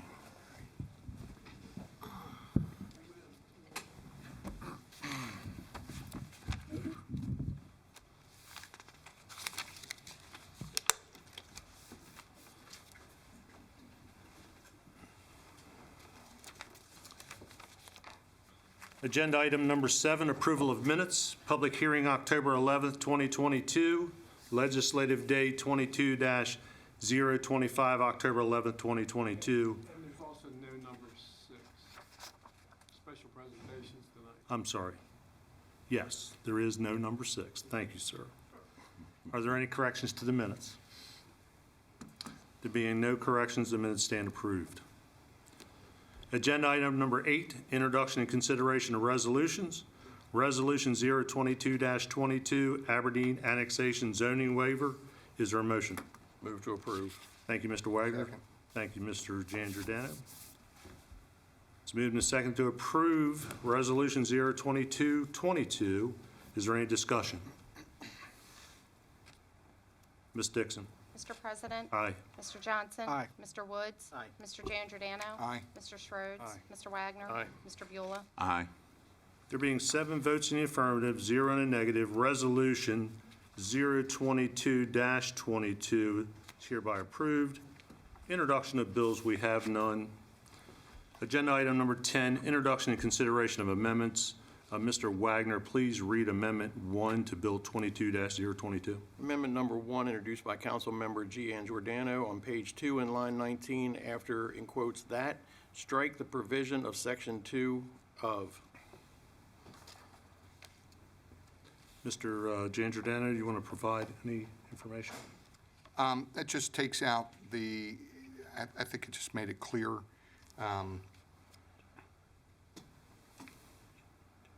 Okay. And again, due to the nature and timing of this amendment, it will be considered this evening, so may I have a motion, please? Council President, make a motion to approve Bill 22-24, zoning daycare center. Amendment number No, one. no. Amendment number 1 to Bill number 22-022. Make amendment number 1 to Bill 22-022. Make a Second. motion. Make a motion. Thank you. Mr. Was it Wagner? I'm Yep. sorry. Yep. Thank you. Been moved and second to approve the amendment. Is there any discussion? Ms. Dixon? Mr. President? Aye. Mr. Johnson? No. Mr. Woods? Aye. Mr. Giangiordano? Aye. Mr. Schroeds? Aye. Mr. Wagner? Aye. Mr. Beulah? Aye. There being 6 votes in the affirmative, 1 negative, Amendment 1 to Bill 22-022 is hereby approved. Number 11, call for final reading of bills. Bill 22-022, definitions tax credit for elderly individuals and veterans, as amended. May I have a motion?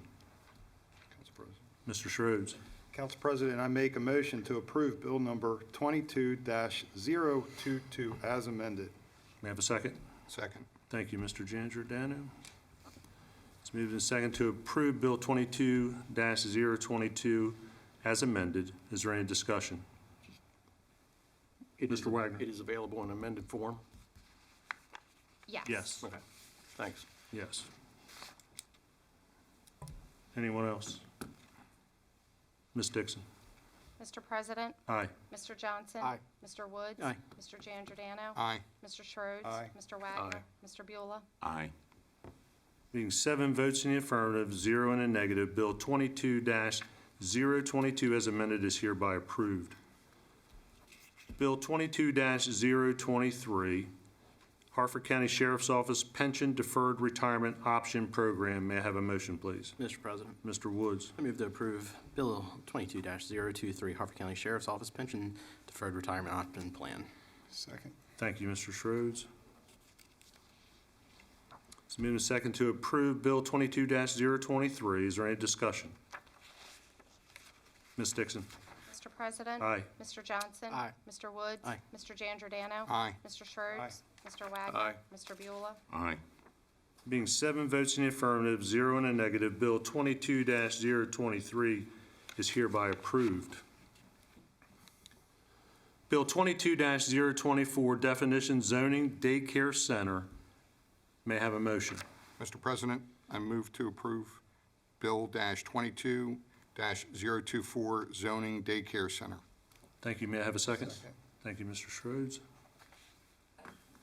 It's been moved and second to approve Bill 22-024. Is there any discussion? Council President. Mr. Johnson? I think that this bill right now, it's very vague. It's lacking vetting of this council. I think that we need to seriously look at. I know that we had a discussion earlier today, but it's still lacking in information. I think based off of that, I cannot, in good conscience tonight, remotely be comfortable in voting for this because it just says daycare centers. But when you look at, and I know that we were talking earlier about the zoning districts, right? But when you look up daycare centers in the permitted use chart, daycare centers are permitted in every single zoning district. So I think that we're opening up Pandora's box here so that I know that that this was intended for larger daycares, but then if you open up Pandora's box, then you know, it only takes a special exception for someone in a community that has a daycare center to then turn around and also use that as a kindergarten And I think that at this point, we really need to drill down on the information that is provided inside the language of this bill and really come up with a clear and concise bill that everyone is comfortable with. Thank you, Mr. Johnson. Just for the record, the conversations that we had earlier today were with Superintendent Bolson, and he believes, he did have some concerns or questions, but he also believes that this will help with some of the capacity issues moving forward. Recently at the Hartford Business Roundtable annual meeting, there was a lot of discussion about private providers to assist in offering pre-K classes, which will also help Hartford County Public Schools open up some of their capacity to help with kindergarten and other classes. And each of these teachers or instructors would have to be certified by the Maryland Department of Education. So from my meetings and from my understanding, I do believe it is a move in the right direction. Anyone else? Council Mr. President. Johnson. I understand that point. However, this council doesn't even know if this is for public or, I'm sorry, for private or for a charter. We don't know if these daycare centers are going to get state money or if the daycare centers are going to use tuition that parents pay for their children to go to these daycares as tuition for the kindergarten. So we don't, once again, we're putting the cart before the horse. We have so many questions. I have questions. Are there going to be Hartford County Public School teachers that are at these daycares? Are they going to be paid? Or do, for instance, are folks at Celebree, that is a daycare, are they going to pay their employees $15 an hour to teach parents' kids, kindergarten, which is a requirement for kids to go to the next grade, to first grade? It's just so many questions. Are they going to have law enforcement, school resource officers at these daycares? And we're going ahead and we're rubber stamping this without doing our due diligence and really vetting out this bill. So I think that's a critical point where I know we're almost out the door, but we still need to vet everything that's going to go forward because the people in this county deserve better. So I do believe that most of those questions were asked and addressed in the meeting today. And there were some challenges and some questions that couldn't be answered because the Maryland Department of Education and the state are still trying to work through some of the Blue Point Kerwin issues that were being mandated on us. So we do have some experience with some of our private schools in the county, some of the different academies with pre-K and kindergarten classes, and they don't have enough capacity, so they're looking for other ways to grow. So your points are all well taken, Councilman, but anyone else? Ms. Dixon? Mr. President? Aye. Mr. Johnson? No. Mr. Woods? Aye. Mr. Giangiordano? Aye. Mr. Schroeds? Aye. Mr. Wagner? Aye. Mr. Beulah? Aye. There being 6 votes in the affirmative and 1 negative, Bill 22-024 is hereby approved. Agenda number 12, enrollment of bills.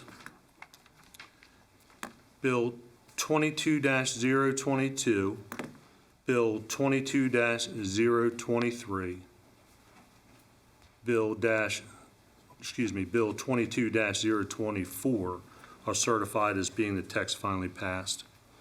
Agenda number 13, unfinished business, we have none. Mr. President, Bill 22-022 is as amended. I'm sorry. Bill 22-022 as amended. I missed that. I had that written there. Bill 22-023, Bill 22-024 are certified as being the text finally passed. Thank you, Ms. Dixon. 13, unfinished business. We have none. 14, new business. Ms. Brooks, are you with us this evening? So we have an auditor request. We do. Good evening, everyone. I am here this evening with the same request that I bring to you all every year, requesting an extension for the deadline to complete the financial audits for the county's affiliated agencies. The county charter requires that the agencies that receive and disperse county funds be audited by October 31st of each year. The county's financial statement audit will be done by then, as will the component units, the schools, the community college, the Harford Center, and the library system. But the smaller agencies that receive county funds that aren't included in the county's financial statements, that would be the volunteer fire companies, ARC, the Humane Society, and the Fire and EMS Association and Foundation, just generally can't get their financial reporting done before October 31st, so I am requesting an extension for those to be completed to December 31st. I'm also asking that you all exempt from audit extension services, which is part of the University System of Maryland, and the Harford County Health Department, which is part of the State Health Department, because they are audited through those agencies. And I can answer any questions you all have about this request. Thank you, Ms. Brooks. Council, any questions?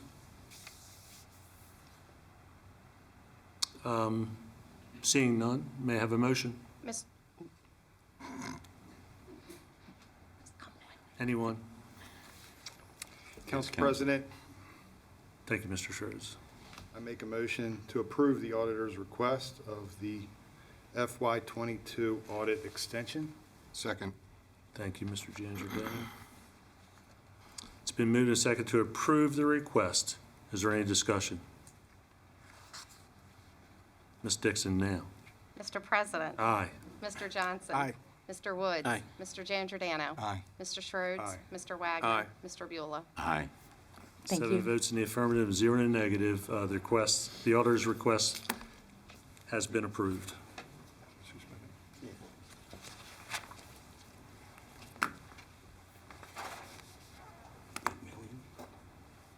So B, Health Officer Search Committee. Recommendation of Harford County Health Officer. Our Health Officer Search Committee has been meeting for quite some time, and it consists of 9 members, Representative from Maryland Department of Health, Dr. Feldman, County Executives Designee, Mr. Lauder, Harford County residents, Ms. Vicki Jones from the NAACP, and Mary Nasuda from Harford County Public Schools Health Services, Harford County Health Community Providers, Barry Klein, Healthy Harford, and Dr. Moy from the Harford County Health Department, the Council Personnel Committee, which consists of Councilman Johnson, Councilman Wagner, and myself. We were also joined by Harford County Human Resources, Tiffany Stevens, and our council attorney, Mr. Charlie Kearney. We were also joined by Dr. Chin-Lin Chan, the Deputy Secretary of Maryland Department of Health. I believe we had 10 meetings in both open and closed sessions. We reviewed nearly 40 applicants. We interviewed 6 qualified applicants, and we narrowed the choice down to 1 applicant. And I want to thank the committee members for their time, dedication, and commitment to this task. Because as we learned throughout this process, that we are not unique in the state of Maryland, and we are not unique across this country. There are 5 or 6 jurisdictions in the state of Maryland going through a health officer search at the same time, and there are many jurisdictions across this country going through the same thing. So, council members, you have before you a letter of recommendation to the Maryland State Board of Health to appoint Ms. Austin as the Harford County Health Officer. May I have a motion? Anyone? I would move that we approve the recommendation of Ms. Alston as the Harford County Health Director and be sent to the state. Second. Thank you. Thank you, Councilman Jan Giordano. It's been moved and seconded to approve the Health Officer Search Committee recommendations to the Maryland State Board of Health of Ms. Marcy Alston to serve as the Harford County Health Officer. And at this time, is there any discussion? Council President. Mr. Johnson. After being on the commission to look at our health officer, it was a long and tedious, journey to get to where we were or get to where we are right now. Although I really, really believe that Ms. Alston is extremely, extremely qualified during the process, there was one other candidate that stuck out to me, and for that reason, that's why I will say no to Ms. Alston tonight. Thank you, Mr. Johnson. And anyone else? Mr. Jan Giordano. Yeah, I think over the last 4 years, we've seen Marcy step up. She's been a great asset to the community, to the health department. She's answered tons of questions. When there's been issues, I've called her. I know my other council members have called her too, and I can't think of anybody better that knows Hartford County as well as she does, that can continue to hard work, build on the program. I know firsthand that her staff loves working, they love working for her, and I think that's a major part to retaining qualified people and bringing them into this health department. So I fully support Marcy as our health officer. Thank you, Council President. Thank you, Mr. Jan Giordano. Anyone else? Ms. Dixon. Mr. President? Aye. Mr. Johnson? No. Mr. Woods? Aye. Mr. Jan Giordano? Aye. Mr. Schroeds? Aye. Mr. Wagner? Aye. Mr. Beulah? Aye.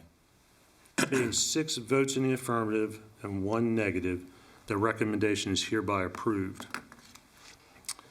And council, if I may, I'd like to change things up a little bit, and I'd like to start with agenda item number 17, comments and input from attending citizens. Ms. Dixon, do we have anyone signed up? We do, Mr. President. We have 6 this evening. Very good. I would ask you all to be mindful of your time and respectful. Call your first speaker.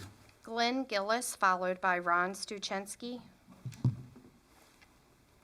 Name and address for the record, please. Glenn Gillis, 1936 Park Beach Drive in Aberdeen. Thank you. My grandfather was a Methodist minister in Aberdeen. He always had great sermons which focus on 3 points to make sure the congregation got the intended message. So tonight, I'm here to preach against the proposed Mitchell-Craig Freight Terminal Distribution Project. First point to remember, property rights. We've heard a lot about this over the last couple months. This is the concept where owners have a right for the use of their property as long as it doesn't negatively impact the neighbor owners. As you well know, zoning code balances these rights and provides the rules to govern property rights resolution. Often, the citizens concerned with the Craig project have been told to let the zoning development process work.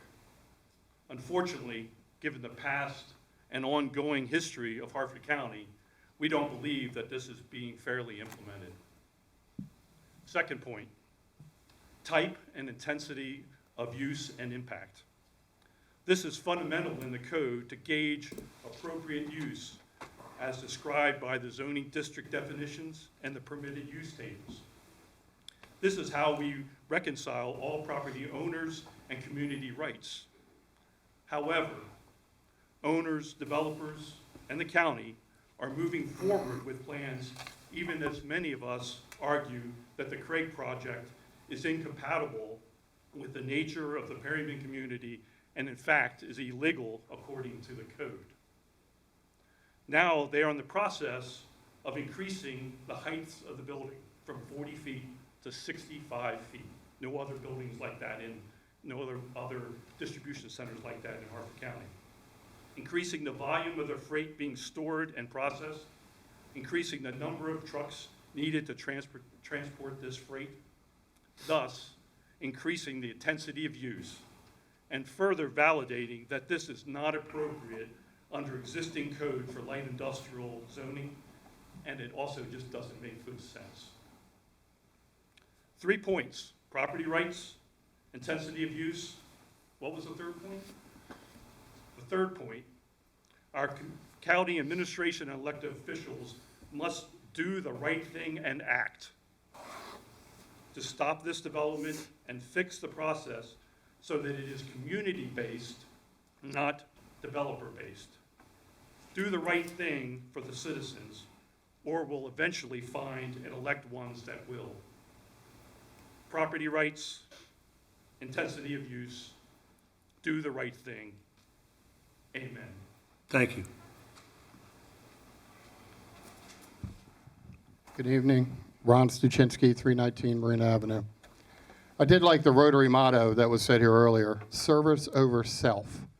Wouldn't it be great if the new upcoming council adapted that motto?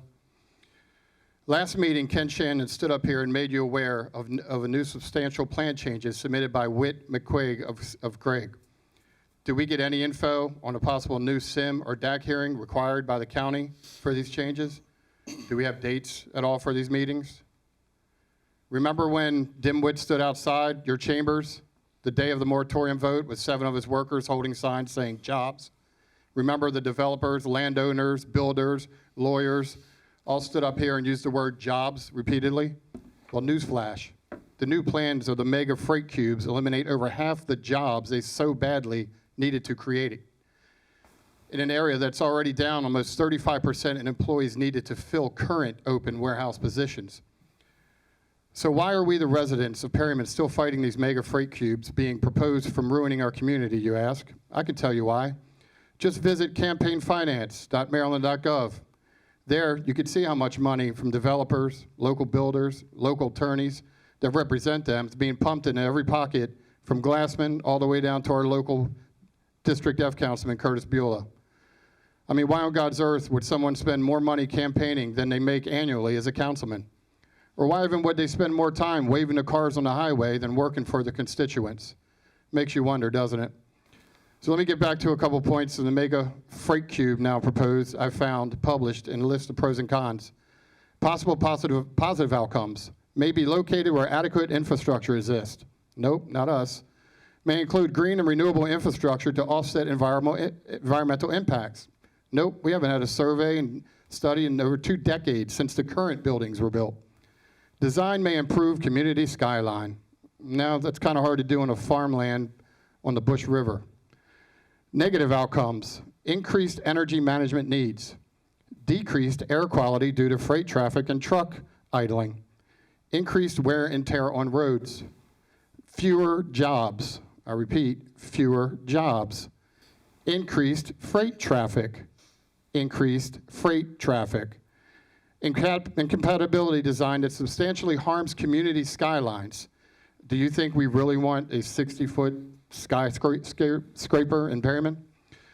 Once again, I asked, would any of you want these in your yards? I know I've asked it repeatedly. How about you, Barry Glassman? Would you want a cube sitting up on Nobles Mill Court in Darlington? I assume your immediate answer would be no way, which has been ours since we started this fight for a community. Last but not least, Mr. Beulah, you called me on June 30th saying you were working on big things, but you couldn't tell me at the time. I have 25 seconds left. Can you tell me now possibly what they may be? The suspense has been killing me. Thank you. Thank you. Tim Van Emden, followed by Allison Galbraith. Good evening, sir. Name and address for the record. Good evening. Before we get started, Council President, any text from your wife? No, sir. My name is Tim Van Emden. I live at 1963 Mitchell Drive. That's in Perryman. Again, first off, I'd like to apologize for my comments and actions the other week while we spoke, Council President. And Tim, me to you as well. We should all strive to be professionals. My emotions got the better of me. That will not happen again. And I do appreciate your phone call afterwards, sir. Yes, sir. Unfortunately, during that phone call, you made a couple comments that I did find a little disconcerting. I'd like to discuss them here. Sure. Again, with the verbally stating where we live. This is equivalent to doxing, as this is locally broadcasted throughout the county without a delay, and then further online. As I stated, we have members who, or excuse me, constituents out here live and work on Aberdeen, which has a significant amount of cleared personnel, in addition to our friends down at Fort Meade. The political climate has changed since you first got elected to the council in 2014, sir, and it has continued to change since you got elected as president in 18.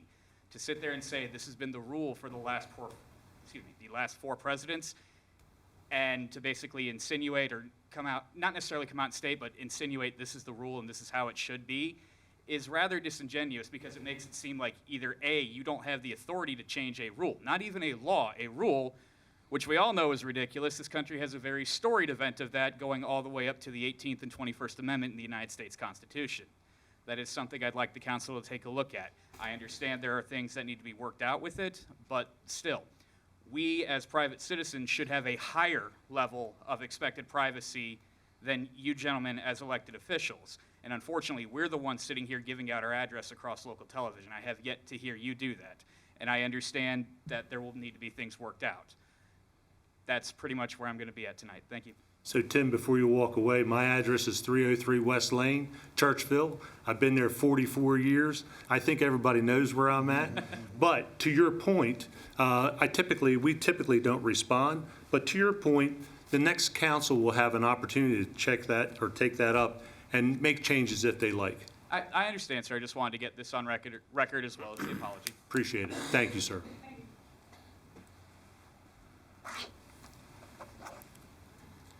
Good evening, ma'am. Evening. So I have to give my address? Yes, ma'am. Allison Galbraith, 2905 Lamont Place, Abingdon, Maryland. You know, I do have some feelings about giving out my address, but then again, I'm technically a public figure, so fine. But I'm here tonight about condo associations and HOAs gone rogue, not holding public meetings, not having votes on contract awards, doing sole source, non-competitive contract awards for hundreds of thousands of dollars. I live in Monmouth Meadows. That July 12th storm that knocked out everybody's power took out the roofs in my row, and I knew because my yard was filled with shingles. So we called and we did the responsible thing, brought out 4 roofers to get quotes like you do. I picked the best one, went through my own insurance, and got my roof replaced, but I was the only person on my street who did it. It turns out that 60 units in my subdivision ended up as part of a insurance payment on the master policy. So my row knew that we were getting roofs replaced, but probably 50 people in my neighborhood had no idea what was being done or that they were part of an insurance claim until they rolled up with inferior quality roofing products that cost $2 to $3 grand per roof more than I paid for mine. No meeting was held. They will not answer questions or provide any information with regard to points of contact at Brethren, the insurance company. Chris Construction is the company that got $430,000 worth of work without them even getting 3 bids for the full scope of work. And when I started asking around, this is the most outrageous case I've heard of, but it's not the only one. They're all over the place. I called the Attorney General's office, and they said they just couldn't stop them in time. When I said, hey, the company that did my roof is interested in doing the neighbors, and a discount, per roof, for multi-unit discount, they went and expedited the schedule of the other company. Like, no public meeting, no input from any of the owners. Can you imagine if somebody just rolled up and replaced your roof with terrible quality materials? I mean, so I would ask, Prince George's County and I believe Montgomery County do have some legislation regarding the condo associations and the HOAs on top of the Condo Act and the HOA Act and the Maryland statute. I would ask that Harford County adopt something similar so that there is a manner to enforce our bylaws and keep our condo associations and HOA boards in check when they just toss their own bylaws and Maryland statute, best practices in, 4 or 5 different industries out the window and decide that they're gonna do whatever they want to award a massive contract to, I guess, their buddy. I think that would be it. Yeah, if you could assist with that, that would be great. Thank So, you. Ms. Galbraith, thank you for your comments. I would say, Mr. Woods? Yeah, I was going to say, if you haven't, and I can help you tomorrow with it, if we reach out to the insurance commission, the state insurance commission as well. Thank you very much. Chris Construction has already been investigated once for insurance fraud. Thank you, ma'am. Thank you, Mr. Woods. Diane Oh, Senstack. I'm sorry, hold up just a minute. Mr. Giangiordano? I've called the insurance commissioner quite a few times on various contractors that go out and do these perpetual claims for different subdivisions where they go out and they say that your roof is damaged. Some of them actually pull up the shingles on the roof. We've caught them doing that and reported them. Part of the problem is the condo associations. If you're in a townhome and it's a townhome condo, which it sounds like you probably have, which is the worst thing. But I also just sent a message to my legislative aide to look into that bill because I'm in the insurance business selling it, so that is definitely a problem, and I appreciate you giving me that information. Thank you very much. I can prove that they messed up the part. Ms. Galbraith, if we will, we'll just stop right there, okay? Thank you. Ms. Dixon? Diane Senstack, followed by Paul Falacci. I think Ms. Senstack left.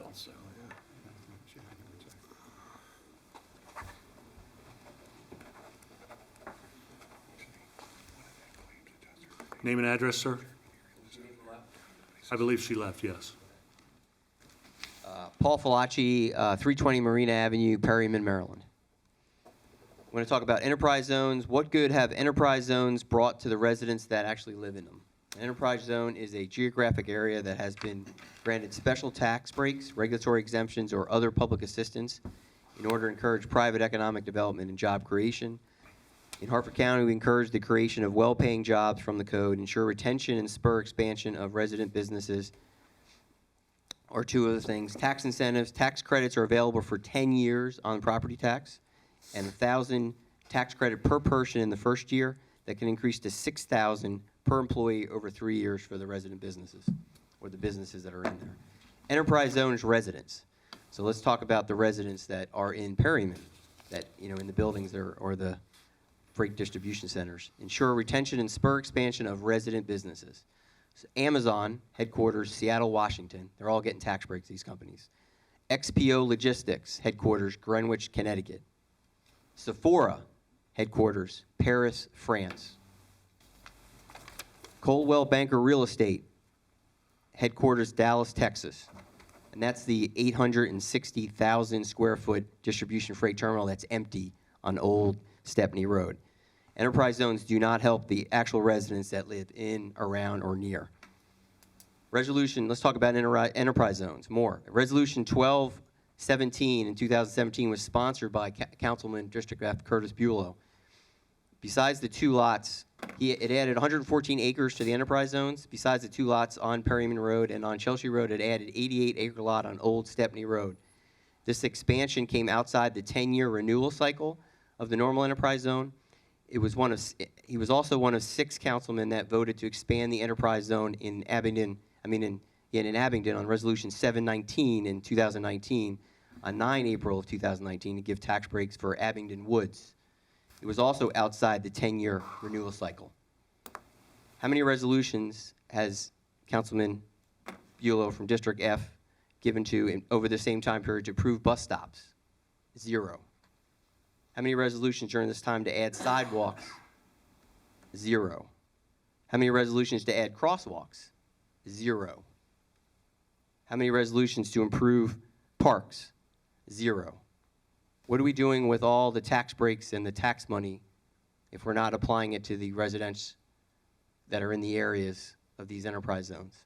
I'm not sure who they benefit other than the out-of-state, out-of-country companies and the developers.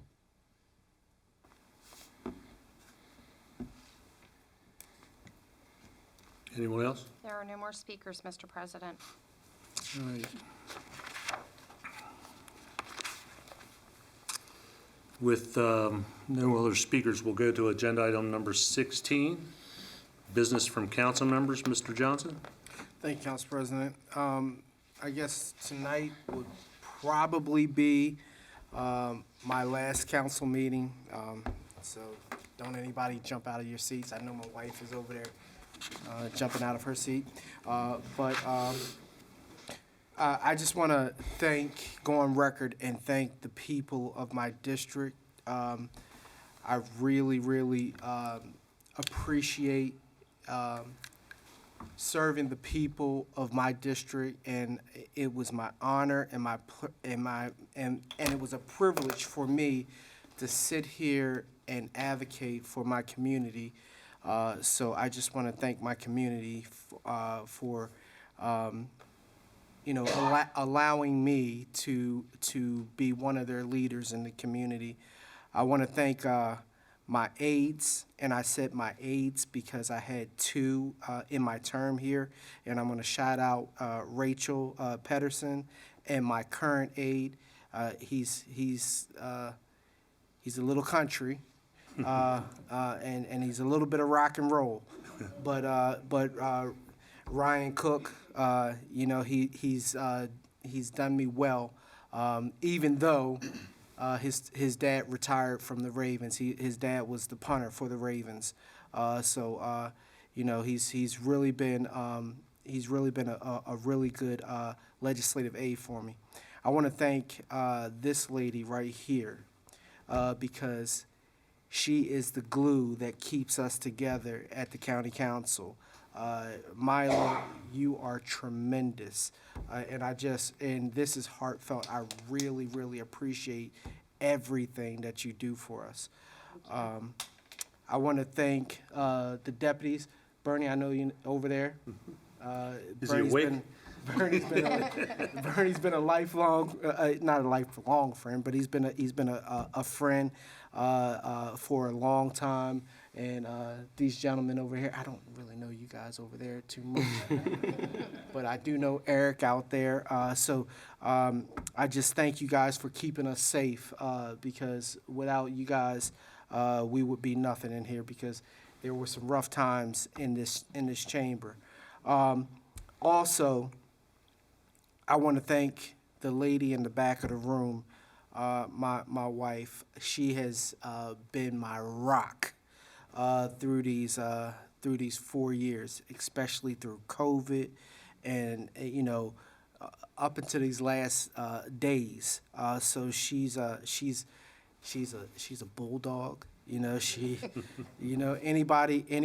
that comes to attack Andre Johnson, I gotta get her on her leash because she's gonna go after them. So I thank you. I love you. She's been my wife for 25 years, and I really, really appreciate you, baby. You are definitely everything to me. And finally, I want to say this, that, I take this job really, really serious, and I live my life by a creed, by a code. And that code, it comes from the military. And just the first passage of the NCO creed really embodies what I'm all about. It says, no one is, and I'm saying it like I'm in the military now, no one is more professional than I. I am a non-commissioned officer, a leader of soldiers. As a non-commissioned officer, I realize that I'm a member of a time-honored corps, which is known as the backbone of the Army. I take that very, very seriously because when you become a leader, you become the backbone of your community, and your community members look at you to uphold them and to advocate for them. So, I really, really appreciate this job. Has been I guess it's had its ups and downs, right? And COVID has been a monster for us. But I can say this, that throughout everything, I have enjoyed my time with you guys up here. And You guys have definitely been, brothers to me in a certain kind of way, because I'm the only Democrat up here. But I truly enjoyed my time up here with you. And with that, Council President, I'm going to sign off tonight. Thank you, Mr. Johnson. Mr. Woods. Thank you, Mr. President. Wow, our last council meeting, huh? Well, council, being appointed, then elected 3 times, and serving on the Harford County Council for the last 3.5 terms, it's been one of the top experiences of my life. First, my life with my wife, Laura, who has always loved, supported, and helped me throughout this journey. We met while we were in high school, and I'm so thankful that Laura was here at my very first council meeting and that she's here tonight for my last. It's funny, Mr. Boniface made a comment about it tonight, and if you think back to when I first was appointed, sitting a couple rows back there, Laura was sitting next to me, and from the dais, Mr. Boniface, as council president, said, you know, one of them, Joe is a leader or something like that in the county, a fire chief, everyone knows him. It's like, but one of the things that stands out to me is that everywhere I go, his wife is with him. So thank you, Billy. Thanks for recognizing that tonight, too. So, of course, being an elected official at any level takes a toll on you, and that toll affects all aspects of your life. And I'm so thankful that I've had a partner like Laura to help me through it all. Second, serving as a first responder in this county, man, that has allowed me some opportunities that I could have never imagined. Joining the Folsom Volunteer Fire and Ambulance Company at 15 probably saved my life. Ironically, it also almost killed me in 1998, but that's beside the point. The fire department provided me with an education that I could never afforded. Provided me with the tools and experience to become a federal emergency manager and to allow me opportunities to help others all over this country. And of course, here at home. It's also gave me Katie, my search rescue dog.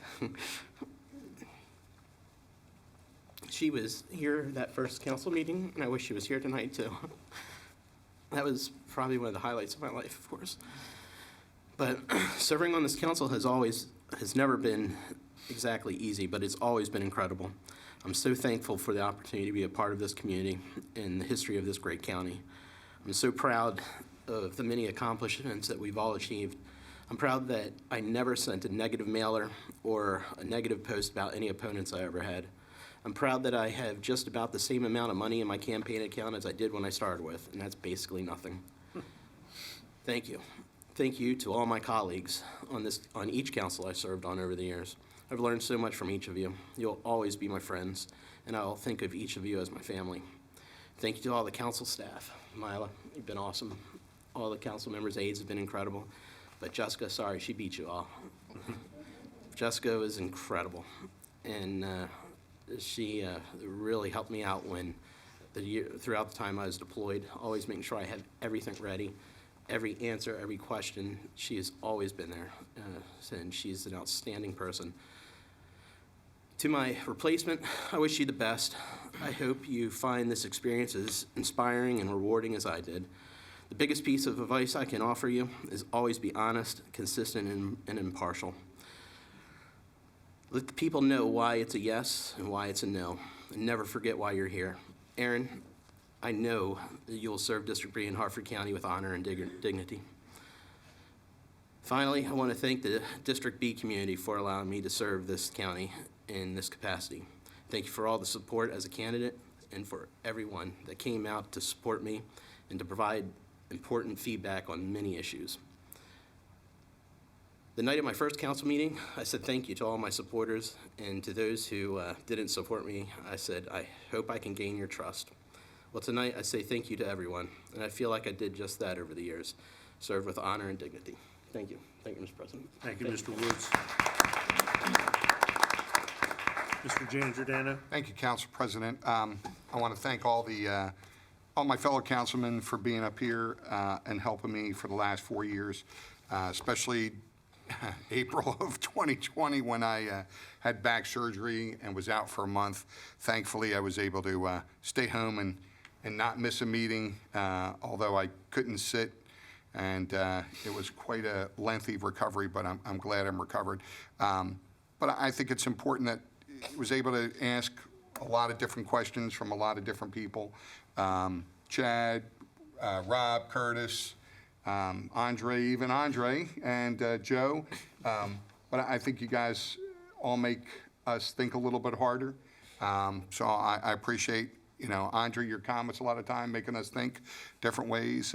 Certainly, Pat, I talk to you quite often, a lot of different things. Hopefully, I've been able to do a good job for the constituents. I know during COVID, I tried to make sure that businesses stayed open, got their funds. I worked real hard on that.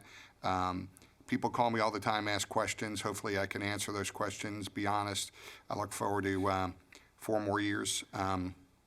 And I just want to thank everybody. And then today, one of the people that I met in a restaurant eating dinner opened up a business resource center, which was Gil Kennedy at Hartco. I've talked to Gil quite a few times. He's asked me advices. I've sent him some people that I knew were looking for some loans. I knew they were very looking for different things to do, and they were able to help out the community. So I think that's one of the things I bring to the table, is that if somebody's got a question or needs help, I can direct somebody to the right place. And so hopefully I can continue doing that. And I thank all you guys, and I wish everybody who's not going to be here best in whatever your endeavors are. So thank you very much. Thank you, Mr. Giangiordano. And Mr. Schroeds. Thank you, Council President. There's simply not enough time tonight to acknowledge all of the amazing people that I've had the pleasure of meeting and working with over the last 16 years. So let me just say that this has been the greatest honor to serve as your councilman in my life. And God bless you all, and God bless Harford County. Thank you, Mr. Schroeds. Mr. Wagner. Tonight, I want to give a lot of credit to my better half, who has always stood with me as my greatest supporter. Political life isn't easy for a spouse. Tina, I thank you for all your support throughout all the years, and I am so lucky to have you as my partner. My council office ran smoothly and was dedicated and highly professional in dealing with our many constituent issues and requests because of my legislative aide. Ms. Deborah Button, who was with us this evening as well, has truly been a blessing to me over these years, these past 4 years. I want to publicly thank you for your dedication and professionalism, and for being a good friend, and for your many years of service to Harford County. Over this term, my office has worked on many issues. We focused on mental health and behavioral health issues, especially dealing with substance use and adolescents. I am proud to say that we started many conversations and shed a spotlight on some issues that our communities now recognize as real issues. We developed working relationships with many homeless entities as we struggled to find the proper way to deal with this facet of our communities. We worked with our school system and Ashley Addiction Treatment to implement the Clubhouse, a much-needed resource for our youth. There is much more work and resources that need to be addressed for our mental health and behavioral health needs in our county. My office worked to provide better working relationships with our municipalities and developed outstanding relationships with our local state highways as well as other state agencies.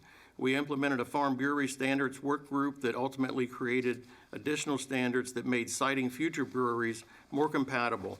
The Aberdeen Activity Center is in the planning phase and will become a reality for Aberdeen in 2024.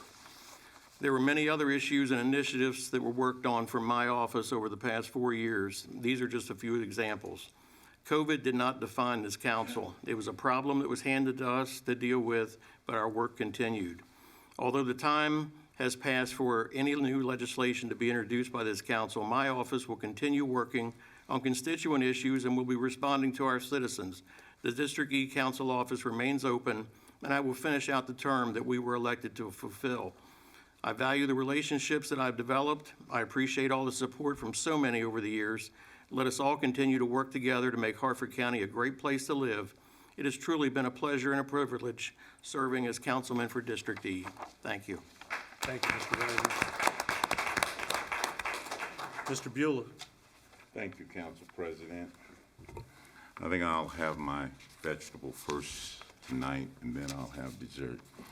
I have my comments. First of all, Mr. Ron, and I'm not going to work with your last name there, I stated that I was still working on issues pertaining to Perryman to better the quality of life. I don't know where the big issues came from. Maybe that's the way you remember it. Mr. Paul Falaci, you do not put in resolutions for sidewalks or bus stops. And if you want to talk to the people in Abingdon, I've had a number of crosswalks put in. Talk to some of the people in Havre de Grace. I've had bus stops put in. I've worked with Lynn Parish, and it took a long time because of all the ADA compliance and state issues. This county had bus stops sitting in warehouses waiting for them to be installed. So, several other issues. As far as the park in Perryman, several people have came and stated that the park has been canceled. It has not been canceled. The funding of $120,000 for the design phase was funded. Once the design phase is completed, they will know exactly the cost of the park, and then they will request the funds from the county executive. Pasucia Road, the widening of that. It's been stated that there's been no change in the plans. Well, there's a good reason for that, and that is because DPW requested to be included in the road plans the water and sewer improvements required for maintenance operation for the existing infrastructure. So they came in, and I talked with, Joe Seaman. And this is standard procedure. If they're gonna widen a road or do anything major, they wanna put in new water and sewer lines and all that infrastructure for fire hydrants so they don't have to deal with it for the next 20 years. And the updated plans are expected possibly as soon as the fall of 2022. So, and that project has been fully funded with, and I expect to get everything that I asked for to include sidewalks, bus stops, and lighting.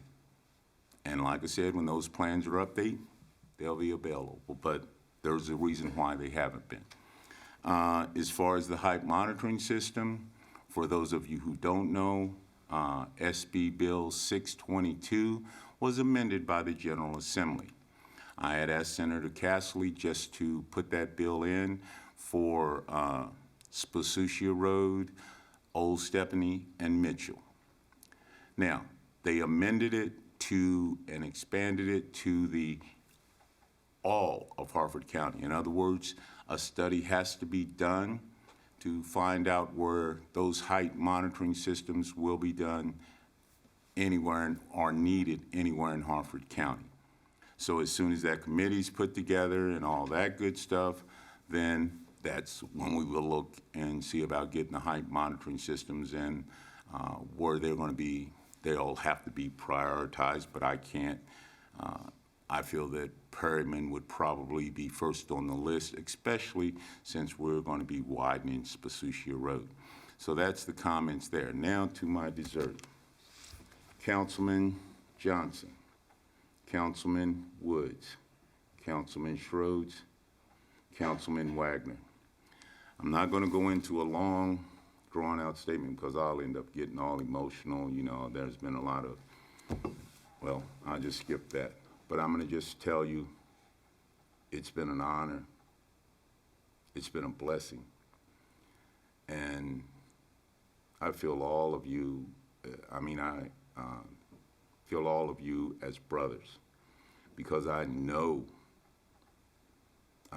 firsthand, and I'm going to just tell it like it is, the BS that you've had to deal with. And I have the utmost respect and appreciation for each and every one of you. And I hope, and my prayers are that God will bless you in all your future endeavors. And you will always, always be in my memories and in my prayers. And I just want to thank you for your public service that you've done. And I know that you have integrity, and you're just all around good guys, and I know I'm not going to miss you because I know we're going to see each other in the future, and at some point in time, maybe we'll get together and have a party Joe Wood style. So I just want to thank you so much for your service and just tell you it's been a blessing, guys, and an honor. So thank you. That's all I have, Council Thank you, Mr. Buell. So, sadly, this past Friday, we lost another lifelong Harford County and Bel Air resident, and my dear friend Stan Getz. Stan passed away at the age of 89. He was an attorney, and he and his family formed a firm in Harford County, his two brothers and he, in 1957. And I first met him in the early 70s. And that's impossible because I'm only 39, but I met him in the early 70s while I was working at the Bel Air Bakery, and we've stayed close ever since. So Jeannie and I wish to express our deepest condolences to the Getz family and friends, and we ask that you keep them in your thoughts and prayers. And on a personal note, I want to thank the citizens of Harford County for honoring me with the privilege to serve as your council president for the past 4 years. I want to thank all of my colleagues for their attention and commitment to their districts and the citizens of our county. I appreciate the time that we've had together, your input and knowledge and on different issues, your concerns, your ability to help with legislation have been extremely helpful to me. And just like everyone else, I want to wish all of you the best in your future endeavors. I guess I need to start at home because without Jeannie's, yes, in this whole process, I would have never ran for the first election. And when I got elected, Chad told me, he said, this is a 24/7 job. You're never off. And Jeannie can attest to that because we get calls throughout the night, and I'm not kidding, sometimes 2, 3, 4 o'clock in the morning. It doesn't matter. It could be something as simple as a constituent just had a question, or it could be a call from Councilman Woods because we've had 2 firefighters fall through a floor at a fire, and we went to the scene, not once, but a couple of times. But without her saying yes to this and being a true partner in all this, I could never serve in any capacity. So, and I always say that, but it's true. It's absolutely true. This job involves your family, whether you want it or not. And she's been a team player all along. So, but here, I got to thank my council family. I thank my colleagues, but I got to start with Miss Dixon, Mr. Kearney, Miss Brooks. Whenever we have a question or anything to do in the office, you guys are right there. And then for me personally, without Miss Harris, Sue Sapp, or Cynthia, I don't know where I would be. These guys, they do the bulk of the work every day, just like the rest of the aides. So we could not operate or function without them. And I remember when Rob came back to the council and he said, I thought I knew what I was going to be doing, but this has totally changed. The amount of involvement, the issues that come before us are every day, just like Ms. Galbraith brought up tonight. You never know what you're going to get. You never know what citizen is going to call you with an issue. And even though these gentlemen represent a district, we answer to the entire county, and we try to do our best every day to do that. So again, I want to thank all of you for the honor and privilege to serve, and I look forward to working with all of you in the future for Harford County. Thank you. And with that, we'll adjourn this meeting. Good night, and God bless.